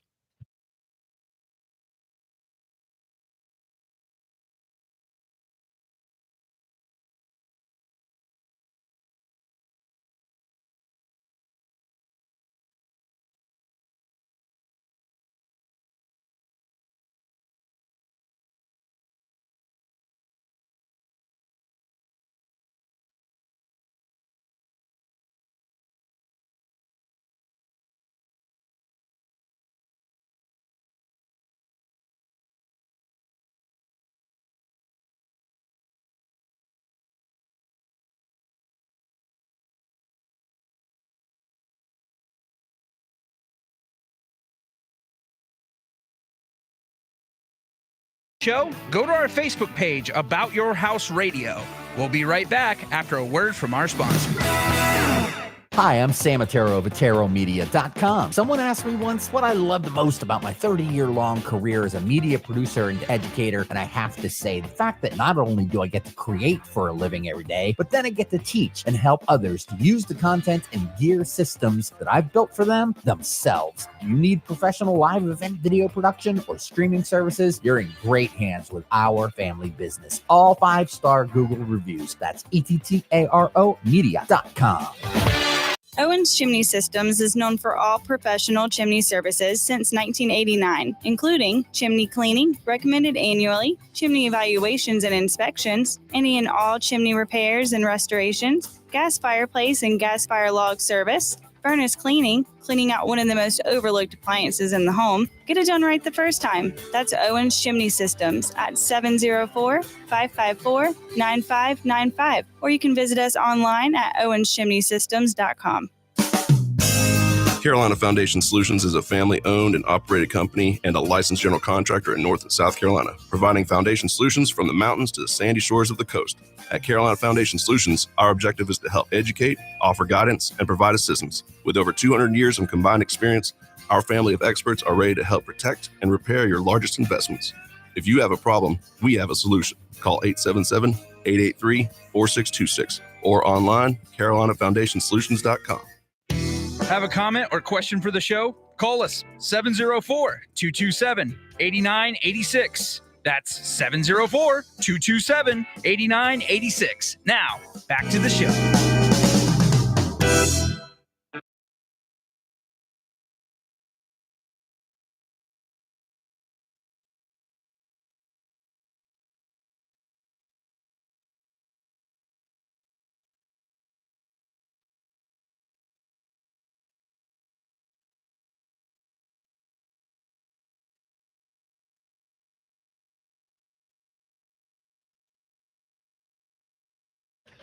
All right, welcome back to About Your House. Eric and his son Landon's in the house. Beyond Home Services is the name of the business.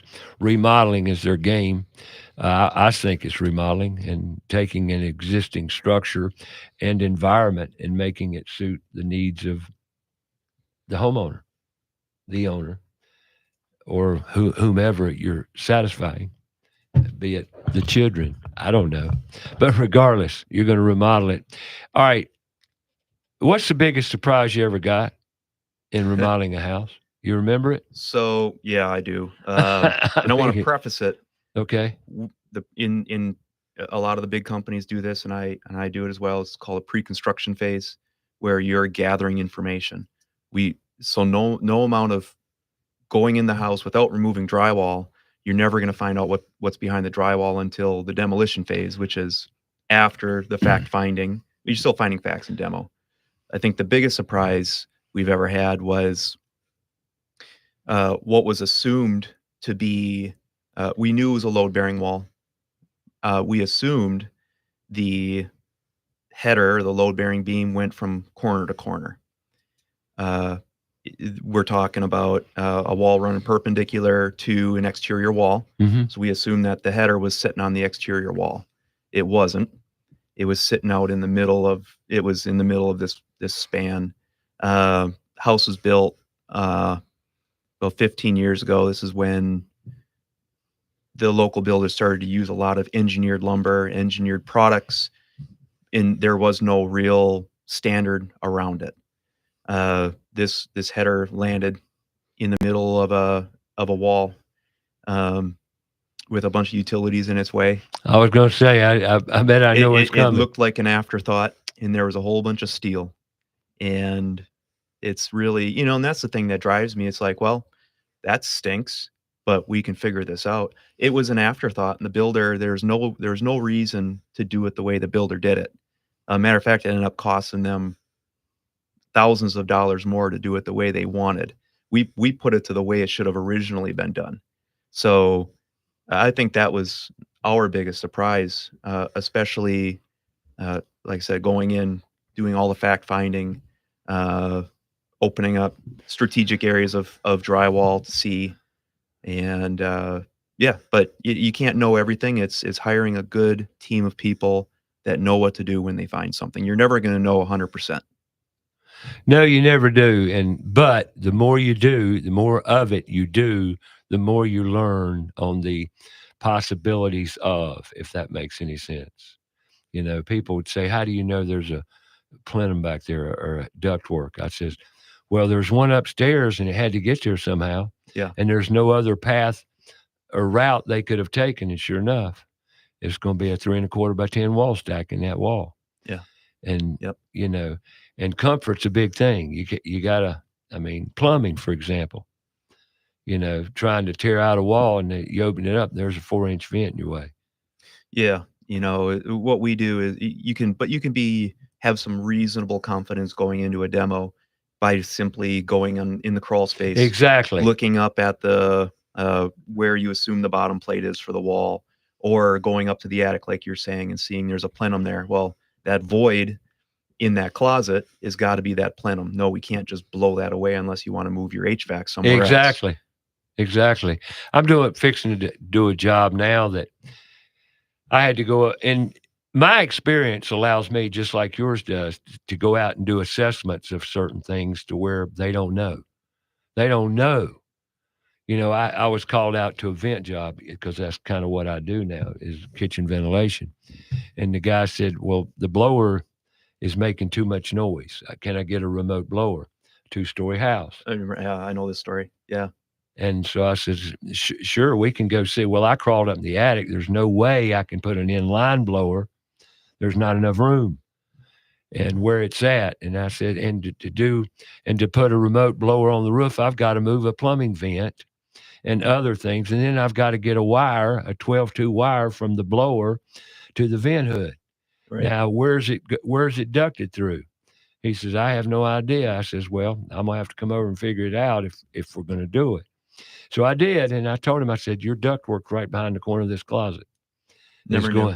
And I said, it's going down, and that's where the wire's got to go. I got to cut a hole there. I got to cut a hole here.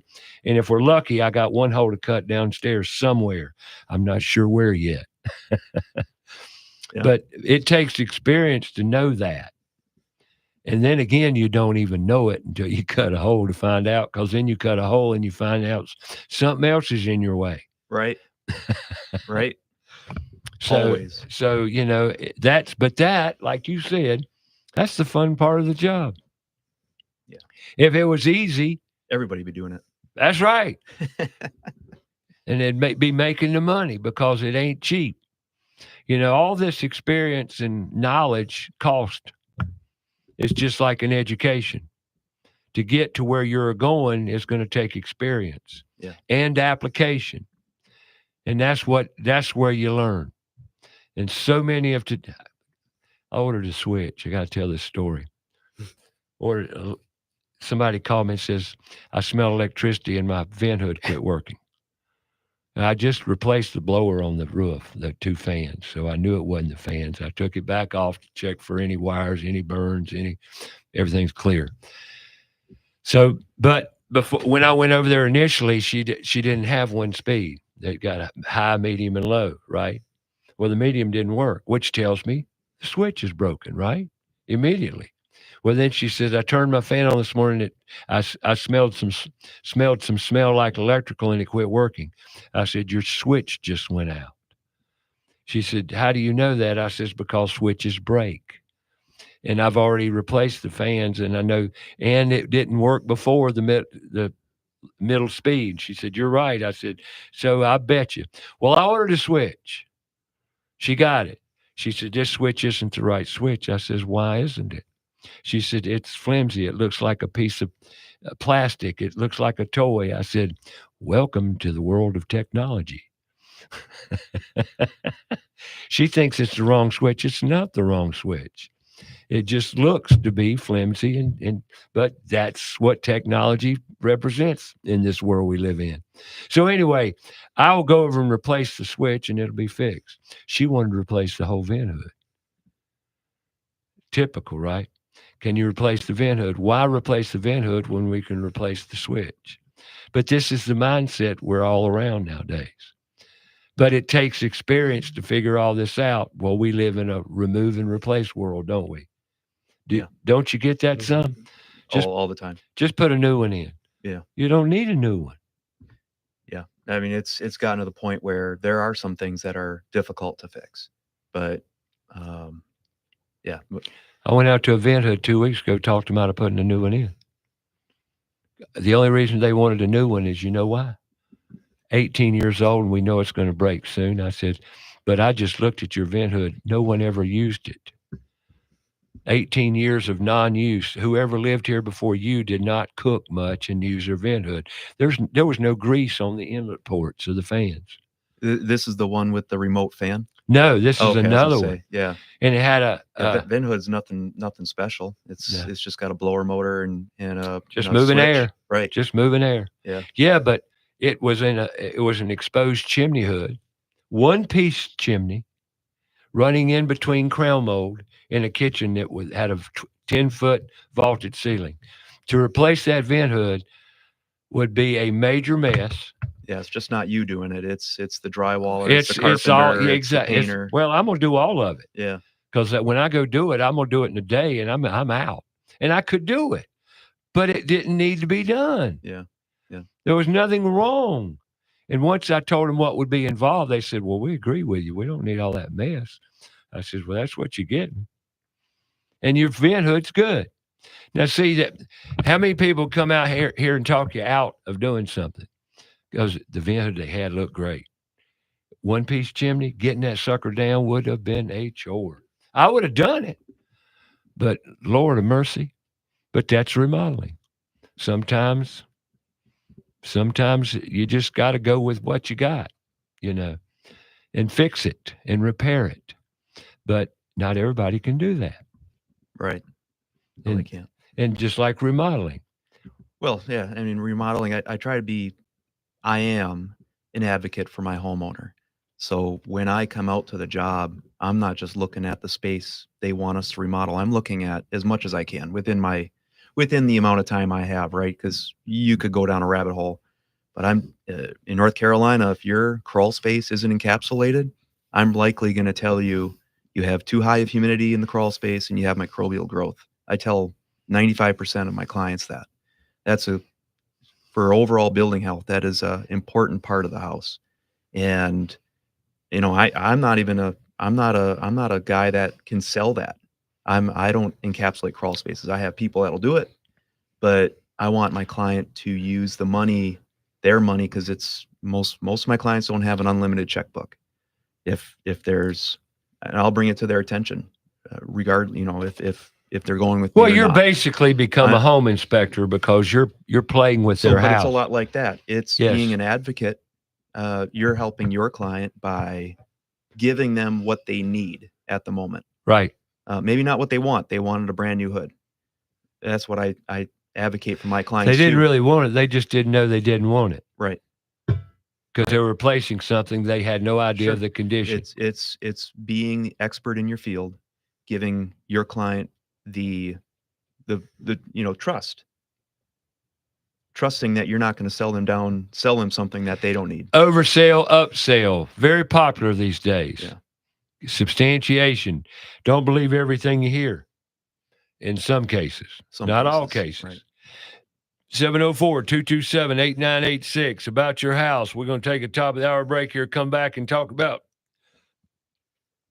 what's his favorite job or jobs. Could be a bathroom, could be a kitchen, could be a room addition, whichever, but you're moving in that direction. 704-227-8986. I got Eric and Landon Fiel in the house, Beyond Home Services and Home Theory. We'll be back.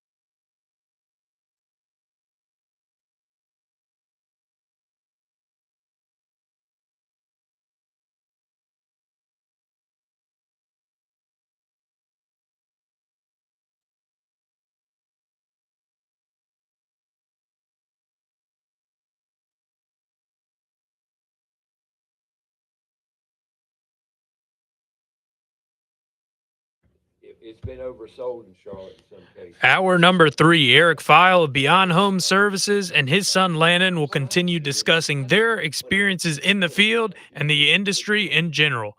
About Your House is brought to you in part by PutToolsInSchools.org, connecting students to tools of the trades and raising awareness of the many career pathways.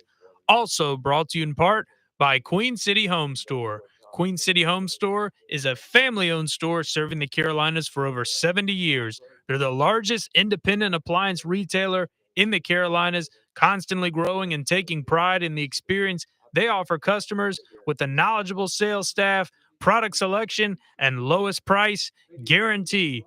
And now, here's your host, Ray Terry.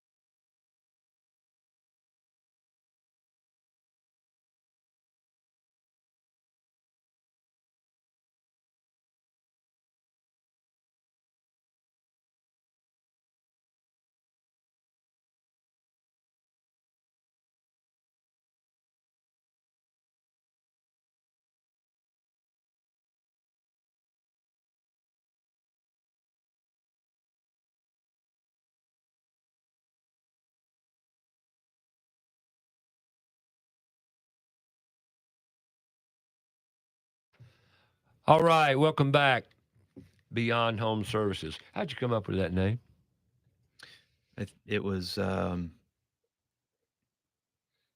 think, just it's different. It's going beyond just the finished product. It's the experience with our company. So everything from the first time we meet to the Christmas cards you're going to get, to the box of chocolates that you're going to get at the end of the project. It's the relationship, and that's where we go beyond in a lot of ways over other companies. Right. So those type of clients are attracted to that. Gotcha. And that's where we got the name. I hear you. Sounds good. It makes sense. All right, you joined NARI. You've done some award-winning jobs. What is your favorite job?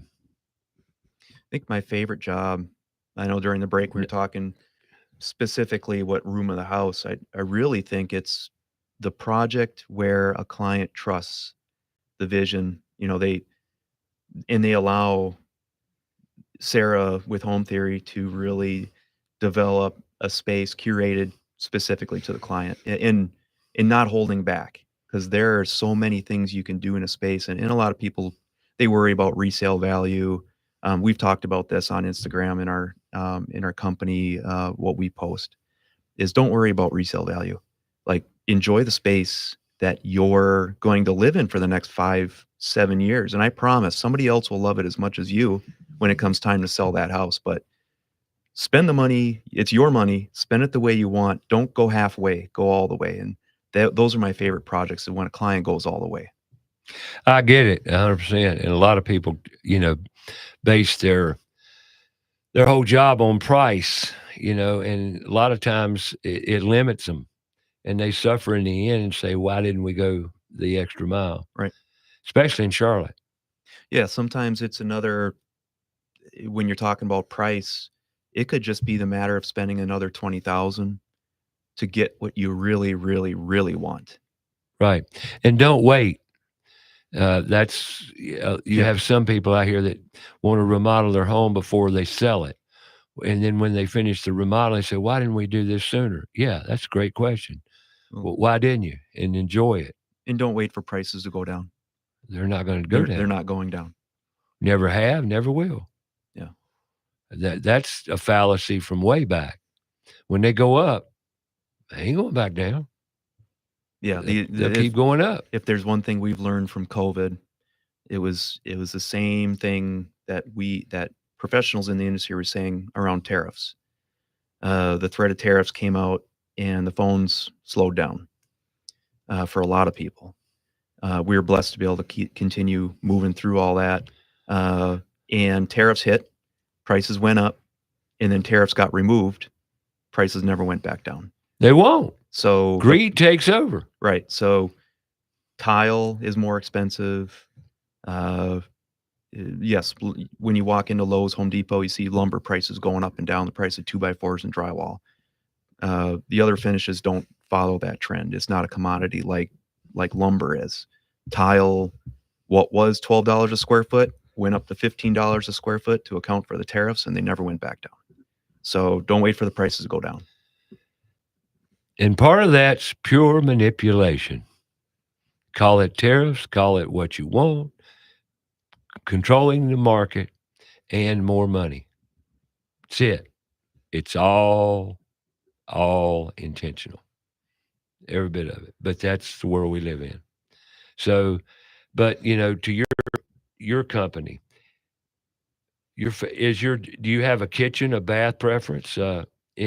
I go back and forth, because we'll do a bunch of kitchens, and I'll go, I really wish I could do a bathroom. I like each for very different things.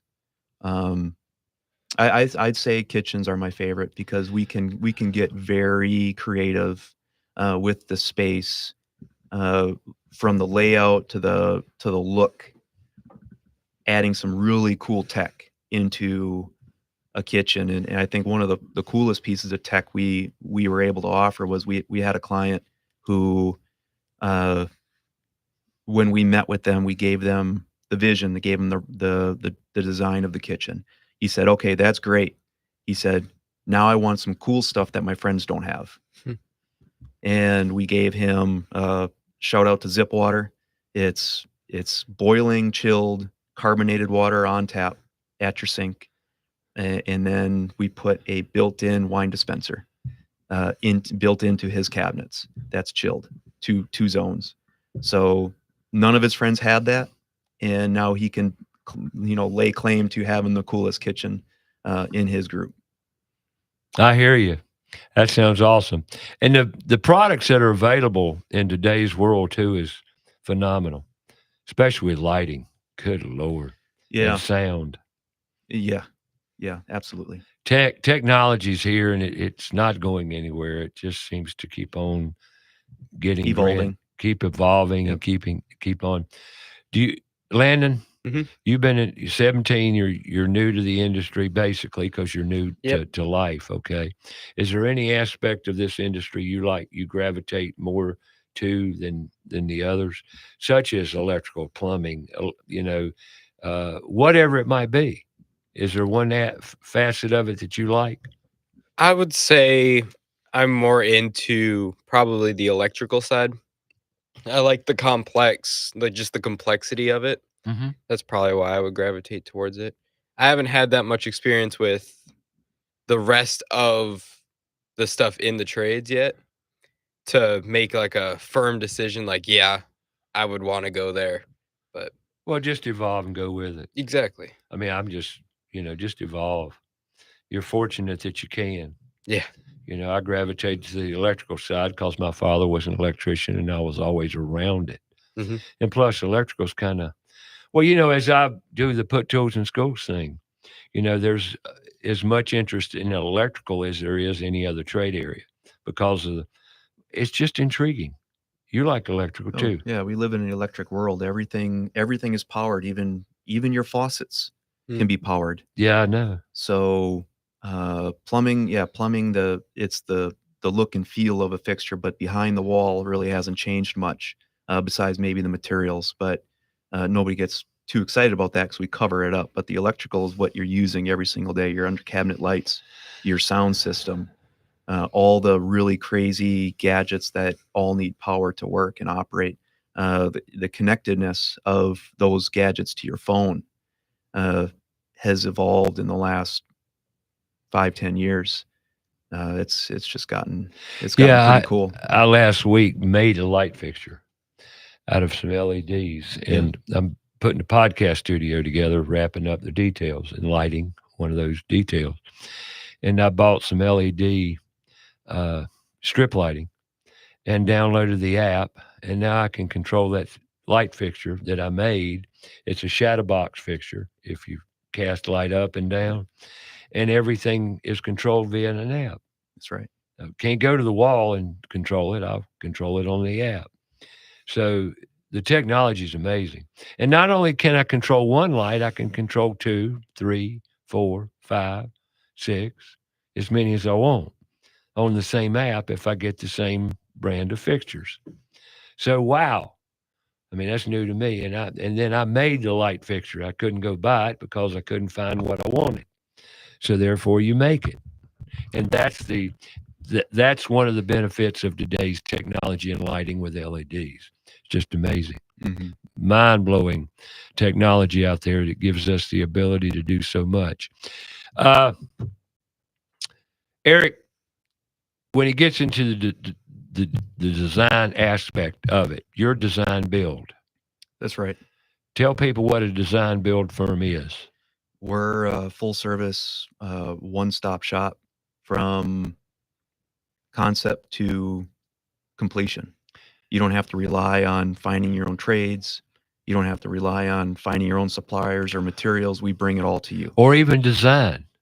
Right, drawings, right. all the requirements to permit the job.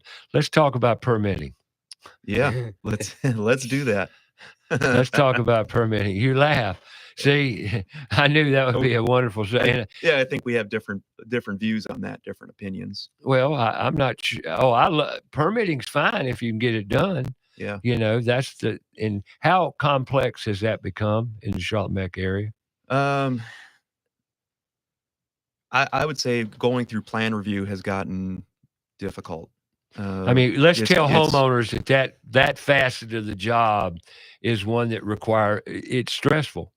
Yeah, I'm not sure a homeowner could appreciate how stressful it is because that's why I wanted to bring it up, throw it out there. We take the burden off of the homeowner.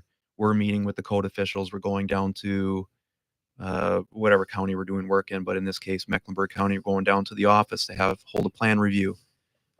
We're submitting drawings for approval, and sometimes that takes weeks, and it's stressful because we've told the client we're going to get you started October 1st, but we don't have those permits in hand. We're not even through plan. And you're not even in control of it either. We're That's the part that you homeowners need to understand, that a lot of your contractors have no control. Right. No, they're at the There's mercy. no amount of calling down there because there's other projects ahead of them. And then you add in health, the health department, if you're on a mound or a traditional septic system, getting those approvals, it takes time because there's all the offices to go through. It's not a one-stop shop for us. And add on top of that the changes of what Mecklenburg County is doing to obtain those permits or plan review, the new software, the things that we have to learn. It's all moving in a good direction. Don't get me wrong. But the pre-construction process is very complicated. It's not just putting lines on paper. It's the planning behind it that I think a lot of people can't appreciate. When you start a job, typically, or do a remodeling job, the job should be done completely on paper. Planned, drawings, selections. Am I right or wrong? Stamped, approved. Yep. The drawing, in other words, you could give a file to a project manager or superintendent or lead man, call him what you want, or her. You could give a file to your person, your Right. lead person, and the job's done. You just gave it to a complete job in a file with all the information you need to complete this job, right? That's right. And that's the way a job should be planned. So, we've heard in that same vein, well, it is the reason I don't work with a homeowner on design, because there's so much to design in a job. It's not simply going down to the tile store and selecting tile. How do you want that tile laid? What, vertically, horizontally, Patterns. what stack? Yeah. How small are grout joints? What color grout? How's that all going to tie in with the rest of your finishes and paint color choices in the kitchen or a bathroom? So there's a lot that goes on when you're saying you're handing a packet to the lead man. In our packets, we have a spreadsheet that is probably got 10,000 lines on it. It's just not a simple blueprint. It's where are the handles positioned, where are the knobs positioned on the doors, what size grout joint. There's just so much that a real good interior designer will boil all down and be able to put on a piece of paper so we can execute that vision. Details. They'll sink the boat if you're not careful, right? Yeah. Well, it ends up being that the client's expectations aren't met, and that's nothing. It's something that none of us ever want to have that conversation. We want to exceed our clients' expectations every single time. Awesome. And you probably do. Yeah. All right. You're a member of NARI. You're an award winner in NARI. When we come back from the break, we're going to talk about the Roadie Awards, what's involved. If you're a professional remodeling contractor and you're interested in, becoming a part of, the remodeling community in Charlotte and want to join NARI, you can go on to NARICharlotte.com. And, hey, I would highly recommend going to a meeting and checking it out. The last Thursday of every month typically is the meeting night. This month they won't have a meeting because of Pens for Kids, I think. That's right. But something we're going to talk about the Roadies, the Remodeling of the Year awards every year annually. They have a big event and hand out some trophies. I'll say that lightly, but they, award winners in different categories. We're going to talk about it when we get back right here on About Your House.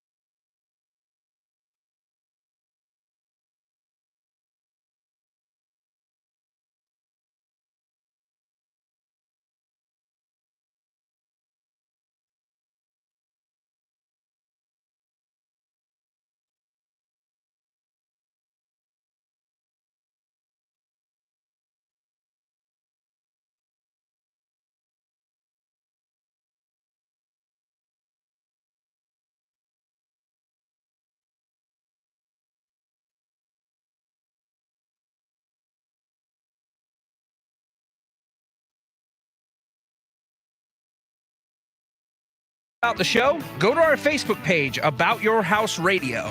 We'll be right back after a word from our sponsor. What's up, everybody? This is Jenna with Crown Town Cannabis, Charlotte's first dispensary. Now, we didn't want to stop at being Charlotte's first dispensary. We want to be Charlotte's first place to do cannabis-centered events. Check us out at cltcbd.com to see all of the awesome events that we have coming up. One of our favorites is a fully infused dinner happening at different local Charlotte restaurants. And coming this August, we will be putting on Charlotte's first CLT-centered festival. Check us out, cltcbd.com. Every job in remodeling or new construction requires some floor coverings. Yep, every one of them. I don't care what it is. There's carpet, there's vinyl, there's laminate. There's who the heck knows? There's all kinds. Well, if you're looking for a floor covering dealer and you don't have to go anywhere for ease of selection and product, you don't know what you want, you're not sure what's available, be it carpet, vinyl, wood, laminate, whatever it might be, and you're surrounding Charlotte, Floor Coverings International Southeast Charlotte will meet your needs. Whether it be in Belmont, Cramerton, Lake Park, Matthews, Mint Hill, Wesley Chapel, Stallings, Midland, Marvin, Indian Trail, you get the idea. If it's around Charlotte, they can meet your need. Floor Coverings International Southeast Charlotte, 704-845-3567 will bring the showroom to you. You don't have to go anywhere. Go online, floorcoveringsinternational.com. Set up a free consultation. They'll bring it all to your house where you can do it in the comfort of your place. And no better place to pick out a floor but to put it in the room it's in. Professional advice every time. That's Floor Coverings International Southeast, 704-845-3567 or online at floorcoveringsinternational.com. Let's face it, we do not like bugs and especially spiders and ants. Unwanted pests in the home are not only creepy, they can also spread sickness and cause significant damage to the structural integrity of our homes. Kilo Exterminating has been taking care of pest control problems in the Charlotte area for over 70 years with award-winning customer service. Moisture readings are standard with all crawl space inspection. Call Kilo Exterminating at the first sign of infestation, 704-333-9855 or online at kilo.biz. Again, that's 704-333-9855. There's big news in the Carolinas. Queen City Audio, Video, and Appliances is now Queen City Home Store. For over 70 years, we've been your trusted retailer for appliances, electronics, and more. Now, we're taking it to the next level with a new name, a fresh look, and more ways to serve you. Offering the same outstanding service you've always counted on, while bringing you everything you need for your home. Queen City Home Store. Same great service, more possibilities. Visit us at queencityonline.com. Libretto's Pizzeria was established in 2004 in New York City. It's located in Charlotte on John J. Delaney Drive in the Ballantyne area. Serving up authentic New York pizzas, a full Italian menu. Come in casual, hang out, and relax. We offer dine-in, takeout. You can order delivery. We could also cater your special event. Libretto's has got you covered. I am Mike Libretto.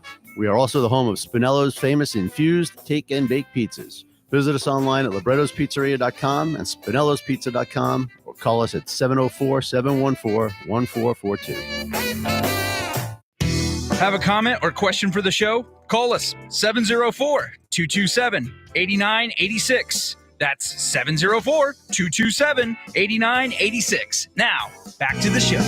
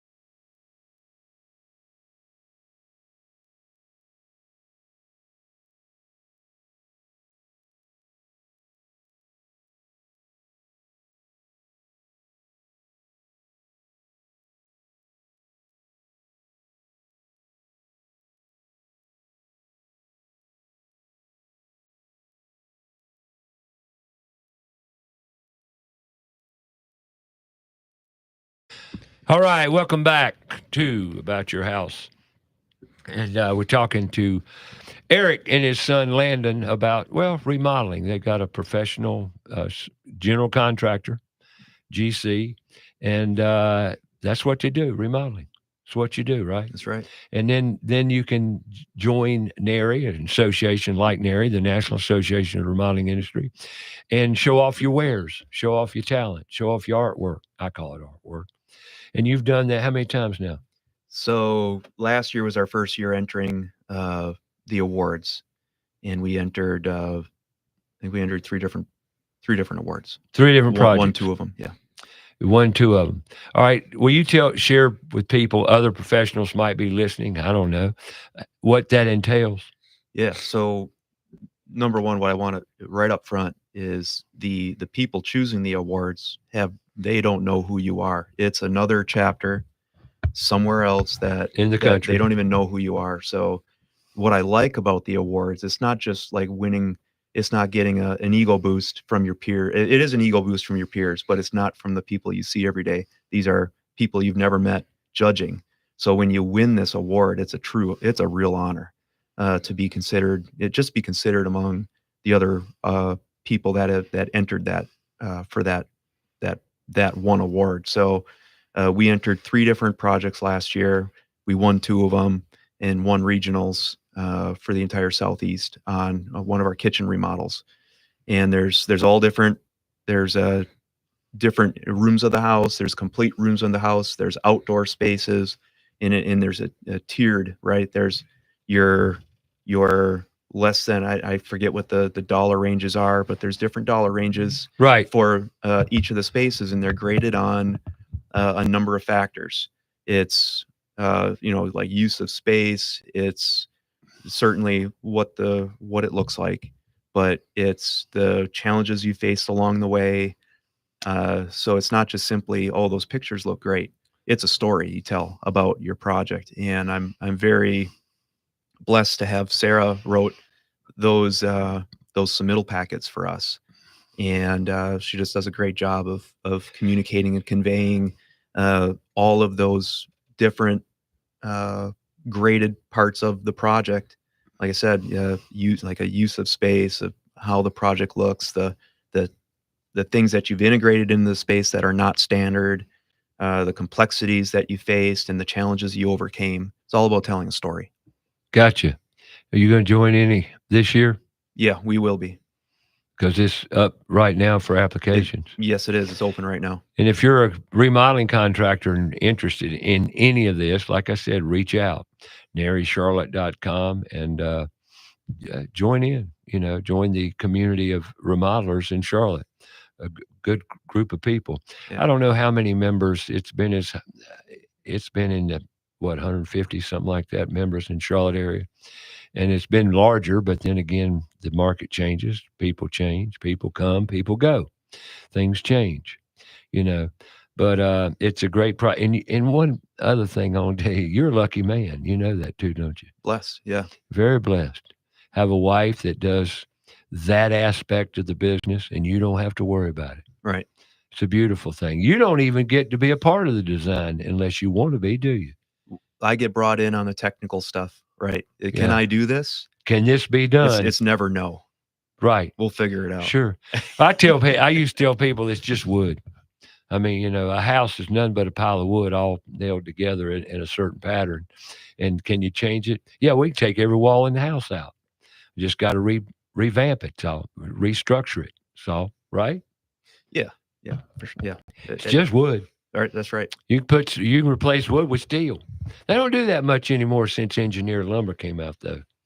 Back in the day, we didn't have any of that stuff. We had to go get steel I-beams and do it. We did welding, we did cutting in the field, we did it all, taking out walls. But then microlams came along, laminated beams. I said, whoa, wow, this is pretty neat. You can saw this with your skill saw. Excuse me, circular saw. But it changed a great deal when engineered lumber came out. Yeah. Everything down to even dimensional lumber going to TGIs. Yeah. The spans that you can create now. leading to much more open floor plans. It's come a long ways. If you're out there, you couldn't work without a good engineer behind you, could you? No, you can't. Well, you can't at all, because that paperwork gets submitted with your permit to the county that's inspecting it. Right. I bring that up because there's another complexity in the permitting and building process, that engineering has to be involved in your permitting process. Right? That's right. So if you're talking to a general contractor, being a remodeler, and you want to check out part of his credentials, you want to check on his engineering aspect. Wouldn't you agree with that? Yeah, the partners, right? So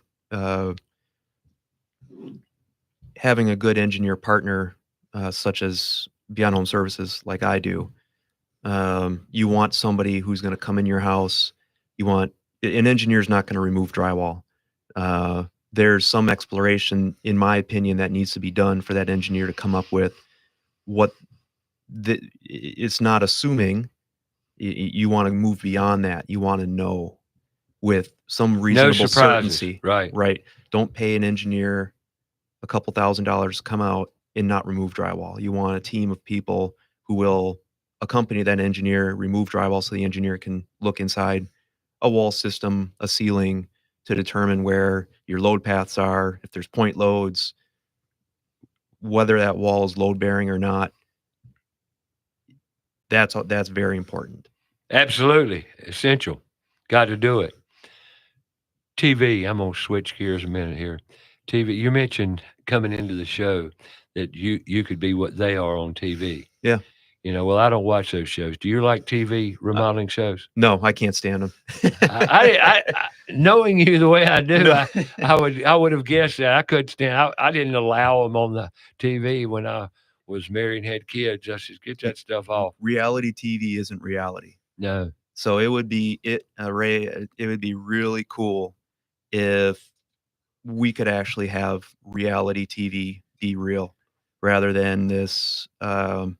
It's not educating the homeowners in such a way where they really truly understand the work and being able to respect the people coming in to do the work. It's not that easy. Couldn't agree more. It's deceptive. It's wrong, and it shouldn't be on TV. Right. Sorry, it's not real. And anytime you bring it, once again, the sledgehammer thing. How many times you use sledgehammer? Very few times. On demo day. But then you don't use it a lot. No, because if you have to hit it that hard, it's not made right. Exactly. Right. And then you go start getting a sledgehammer and start beating down cabinets. No. Take down the cabinet as a box, as a unit. It's a lot easier, a lot less messy, and tremendously safer. Wouldn't you say that? Yeah. And we don't. It's everything we do is the homeowners watching, right? Right. If you're going in like a tornado and tearing their place apart, they're gonna be like, oh my gosh, what's gonna happen when they actually do start to put stuff back together again? What is it gonna look like? Exactly. It's showing care for the homeowner, showing care for their personal property, even if it's going in a dumpster. Because I agree. If you're hitting the walls on the way out, that's more work for us to have to do point up, in the process. It's just it's an overall, you want that homeowner to feel comfortable with them in your house, or with you in their house. Sure. Well, there's a methodology to demo. Wouldn't you agree? Yeah. And to do it safely. Yep. Yes. And correctly, for a cleaning purpose. Right. If I go down and they've taken drywall off all the walls, I'll give an example, and the drywall nails are still in the studs. Demo's not done. Demo's not done. I like that. Love the way you looked at it, landing there. You've been there, hadn't you? Now, learned my lesson for sure. You come in there and you say, I'm through. No, you're not. You're just getting started good. It's disrespectful to the next trade not to be ready. That drywaller's not removing screws. And so we have in our work, we have respect for the next guy. We want that job to be ready for them to come in, show up, for them to put their tools down, start work. We don't want them to have to clean up after us. I couldn't agree more. Electricians love me. because I'd foresee what they needed, And like you say, if you take drywall or plaster, especially plaster, off walls, and you don't remove the nails, you hadn't done your job yet. Yep. There's no nails, no screws, and you don't hammer them in. You take them out, right? That's right. People start hammering that. No, they come out. Why? Cause steel and wood isn't a good combination. At least it isn't to me, But a lot of this stuff, there's no other way to learn it except get out there and do it. And make mistakes. Landon, is it fun? Yeah. It's a blast, isn't it? It is, yeah. Yep. But you've got friends that never experienced such pleasure, have you? A lot of them, yeah. I have a lot of friends that have never even used a drill. I know. It's crazy to me. But you're a very fortunate man. You have.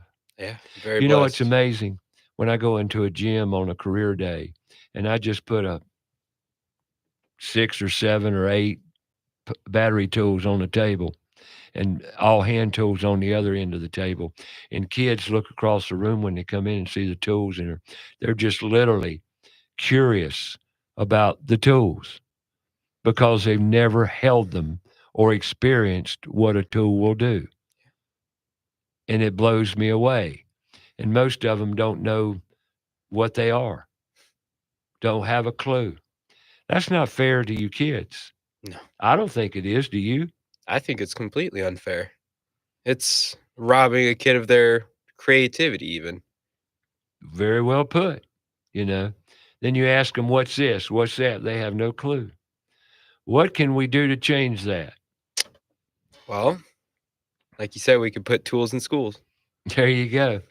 Something I want to tell everybody right now, we talk a lot about it on this show. And the reason being is because, well, if you've called a service company to your house and have someone show up and they look at you and say, I don't know how to do that. Well, why are you in the phone book, or they're in the phone book anymore? Excuse me. Well, why do you advertise for this if you don't know? But that's a lot. I'm normally the third or fourth person they call because they've already gone through 2 or 3 or possibly 4.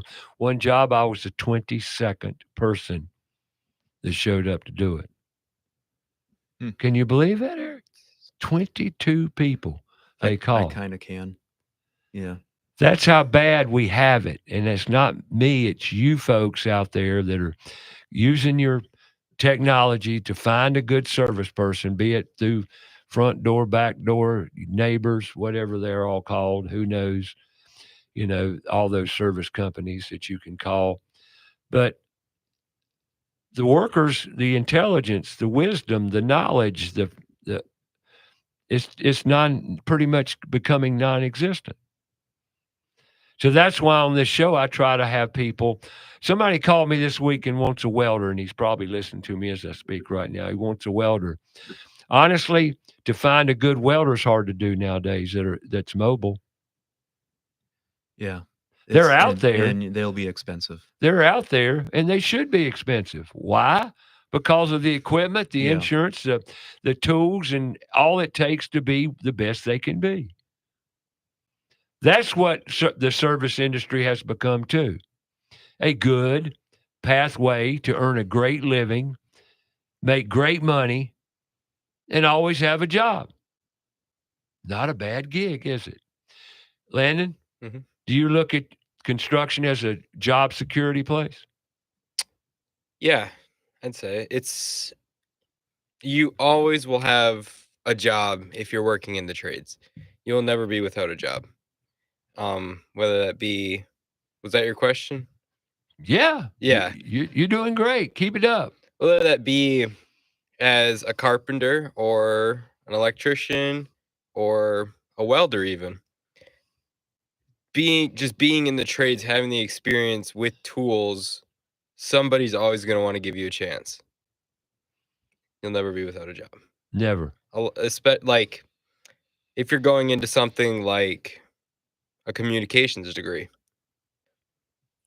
odds are you'll probably be without a job at least once. Yep, you're right. If you can use your hands and your mind, well, Eric, you're evidence of that.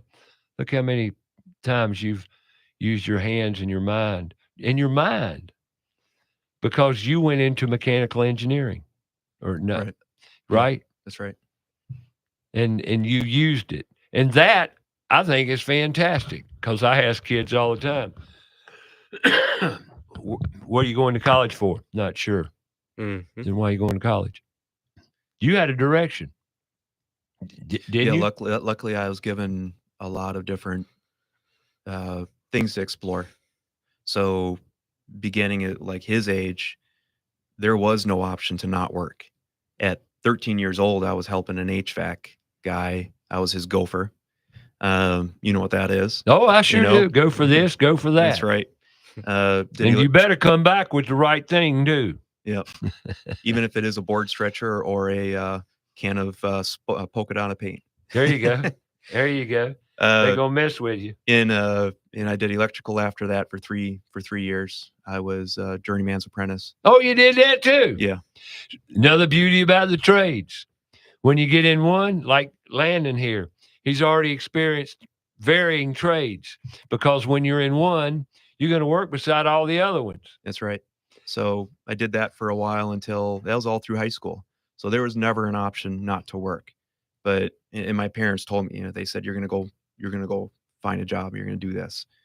And that's what we're instilling in him as well is go explore what you want to do. And that's when he alluded, I think in hour 1 he talked about going to work for somebody else. I encourage that. Sure. Don't work for me forever because the way I do things is one way. You're going to find out a different way of doing it, and that's good. Sure. That's good. It's great. And he may be given chances that I can't give him, and I want him to explore that. So that's encouraged in my house, at least. You'll learn a great deal working for other companies. Yeah. I did. Unfortunately, and I'm not afraid to admit this or ashamed, I've been hired 3 times. I got fired all 3 times. I've only been fired twice, not 3 times. And the reasons were, you pretty much know what they are, don't you, Eric? We know better. Yeah.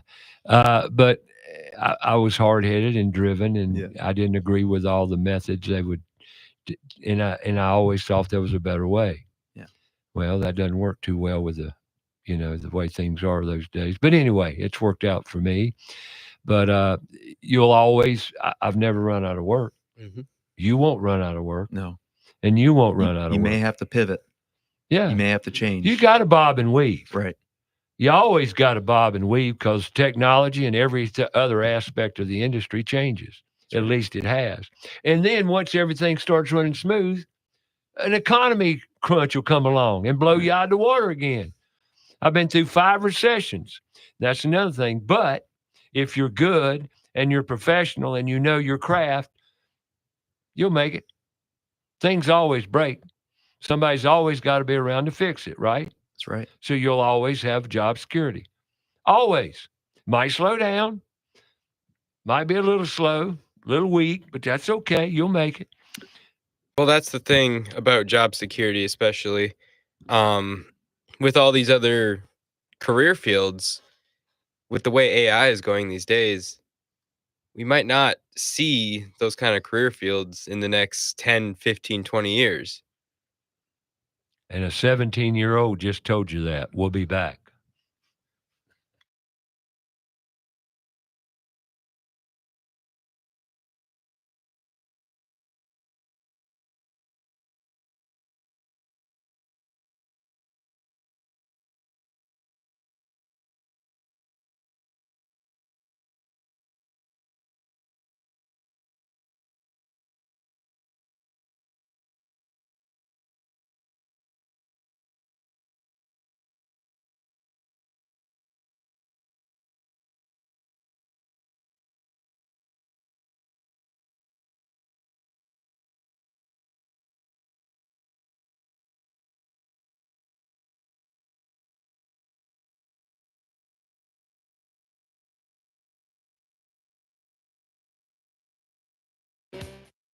Show, go to our Facebook page, About Your House Radio.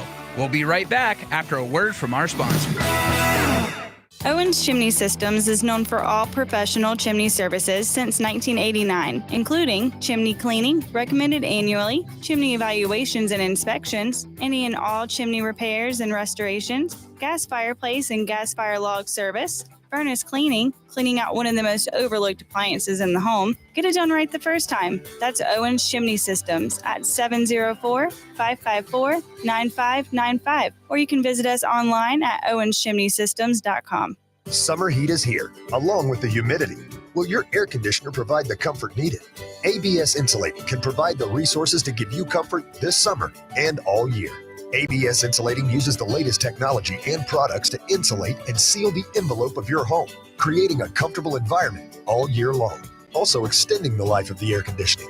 Call ABS Insulating today for lasting comfort tomorrow. 704-821-4343 or absinsulating.com.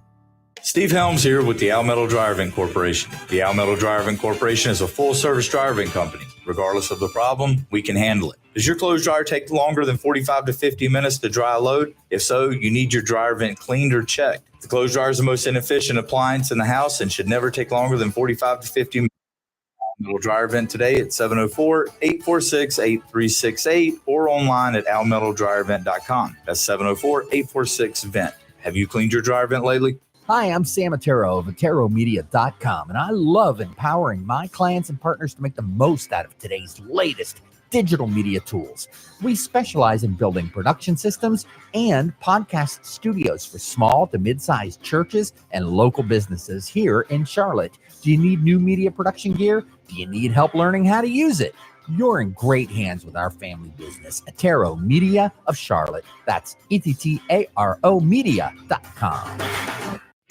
Have a comment or question for the show? Call us 704-227-8986. That's 704-227-8986. Now, back to the show.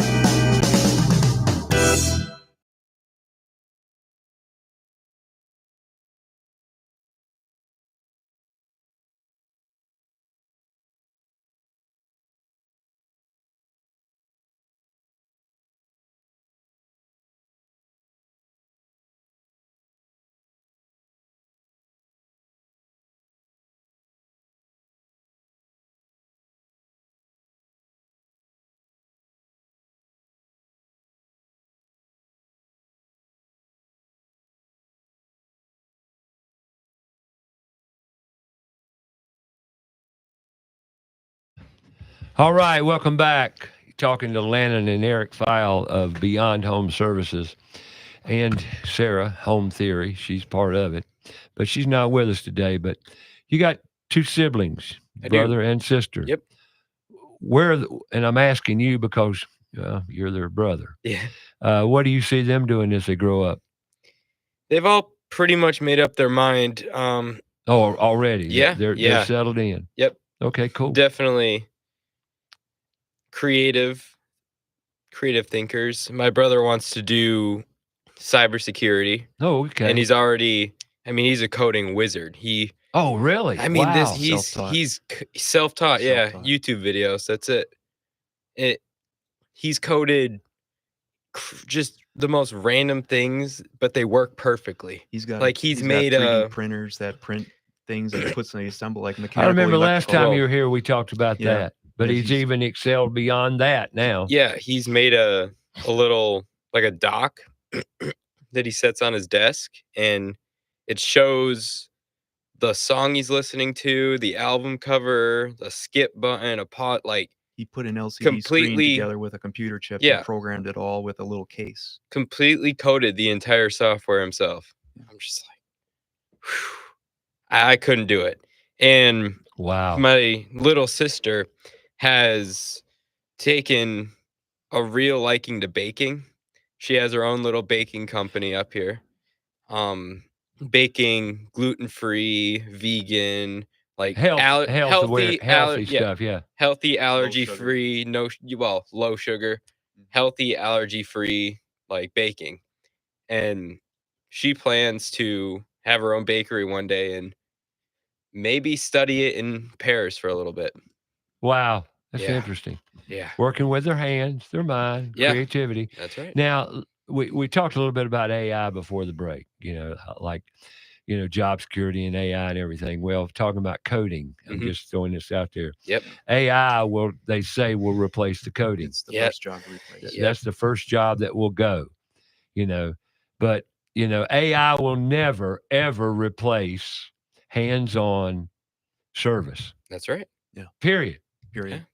Over. Full stop. Maybe components of it, Oh, absolutely. but the overall, you're not gonna start with a bare lot and end up with a house with just simply AI without some human intervention. Yep. That's right. You've got to have human interaction with that job. Got to. There's no way AI can do all this, or robotics for that matter. Robotics can do a lot, but not everything. It'll never replace the human element. Now, who am I? If it happens, I won't be around to see it. That's for sure. Yeah, we'll all be living in, it'll be like a futuristic movie setting, I guess, and living in the same house. I don't know where we're headed. I don't know. I don't see it. Somewhere along the Jetsons and the Terminator. Yeah. Yeah, you got it. Where do you see yourself in a little while here, Eric? A little while be 10 years. Yeah, we're just moving into what we were talking about before. We're moving into building a team of people around us that have the same vision, and going into additions and possibly down the future, custom homes. As a remodeler, professional general contractor, what's your biggest challenge in business today? Is finding people. I can't do it all. I grew up doing a lot of it, so we're willing to train. We're willing to, if you bring a good attitude, and that's the biggest problem. Yeah, show up. Is finding people with a good attitude, showing up on time, doing the work in excellence, which means not perfection. It's doing work with the best you can with the tools and the knowledge and the skill set. Right. And to find people that always want to get better.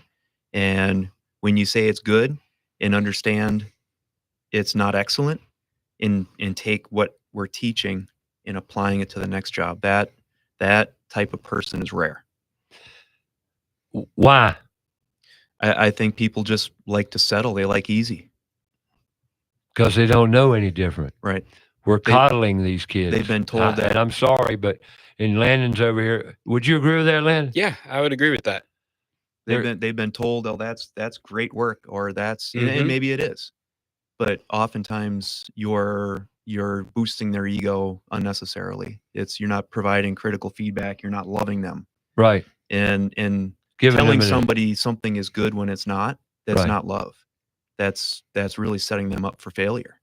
So kids come out of high school, and they think they're going to go into $100,000 job right out of high school with no skill, no education, even coming out of college, knowing that unless you're going into a very specific thing where they taught you something very specific that industry needs, you're going to learn the most of your education in doing the work, not application. The only time you learn as a human being is when you apply. If you don't apply it, how can you learn it? And guess what? You'll mess up. That's when you really learn. When you make a good day a bad day because you screwed something up. That's when you learn the best. Yeah. But if you're learning, a few of us hardheads out here there, unfortunately, it takes a few times.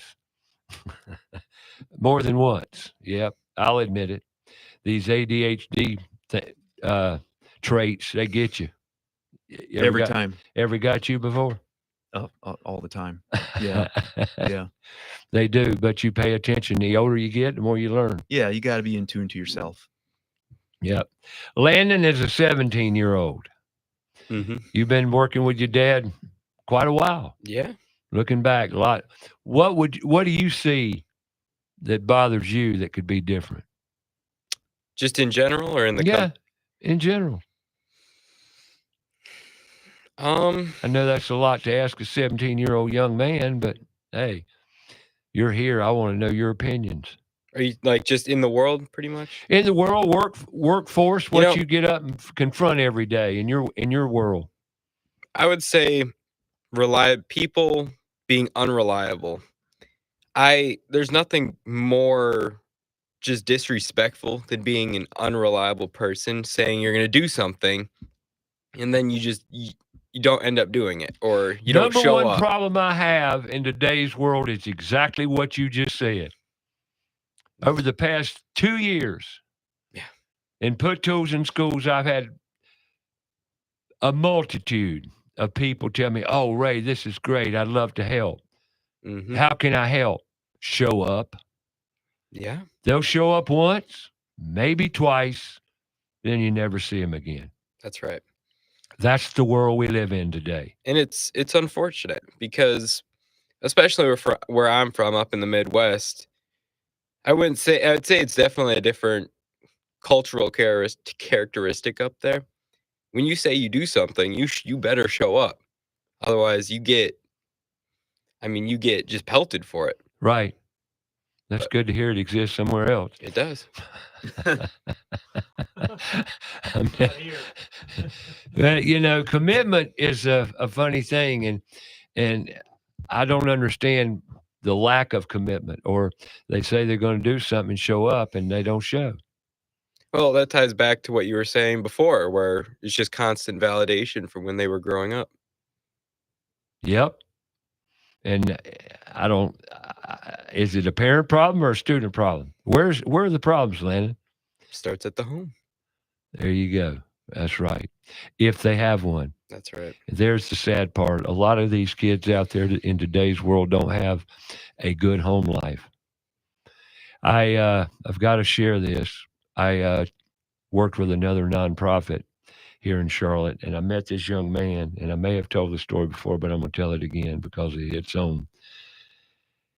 I talked to him, and I noticed by his mannerisms and his personality, he was a troubled young man. Mm-hmm. But yet he seemed to be very smart and intelligent just by, I could tell by his interactions because I pay attention.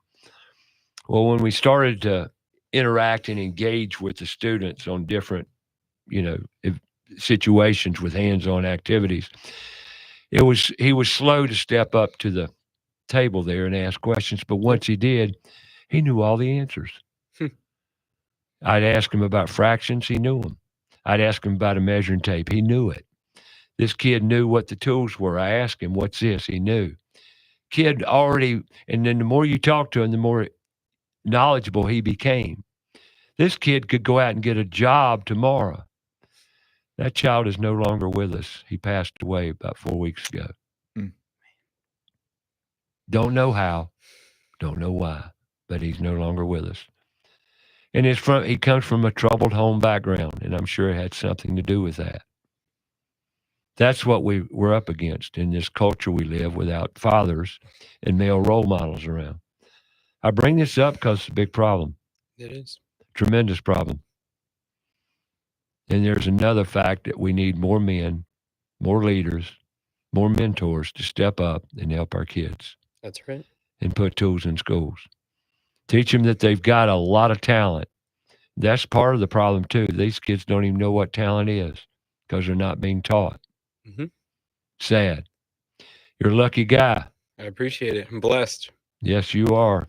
More than you know. Now, you raise animals, too, don't you? Yeah. What you got at home? Some ducks and some chickens and a dog. Now, what do you eat? We're going to get into chickens again. We put a pause on that for a little bit when we moved down here. But Gotcha. We're going to start that back up probably in the fall. Thank you both for coming in. Landon, can I have you on the show again? Of course. I hope so. Be happy to be back. I want to bring you into the new podcast studio when we get it up and running. Sounds good to me. It's closer to your home. All right. It's very half the way here, so we can do it. All right, go make it a great week. Thank you, Eric. How do you call it? Absolutely. What's up website?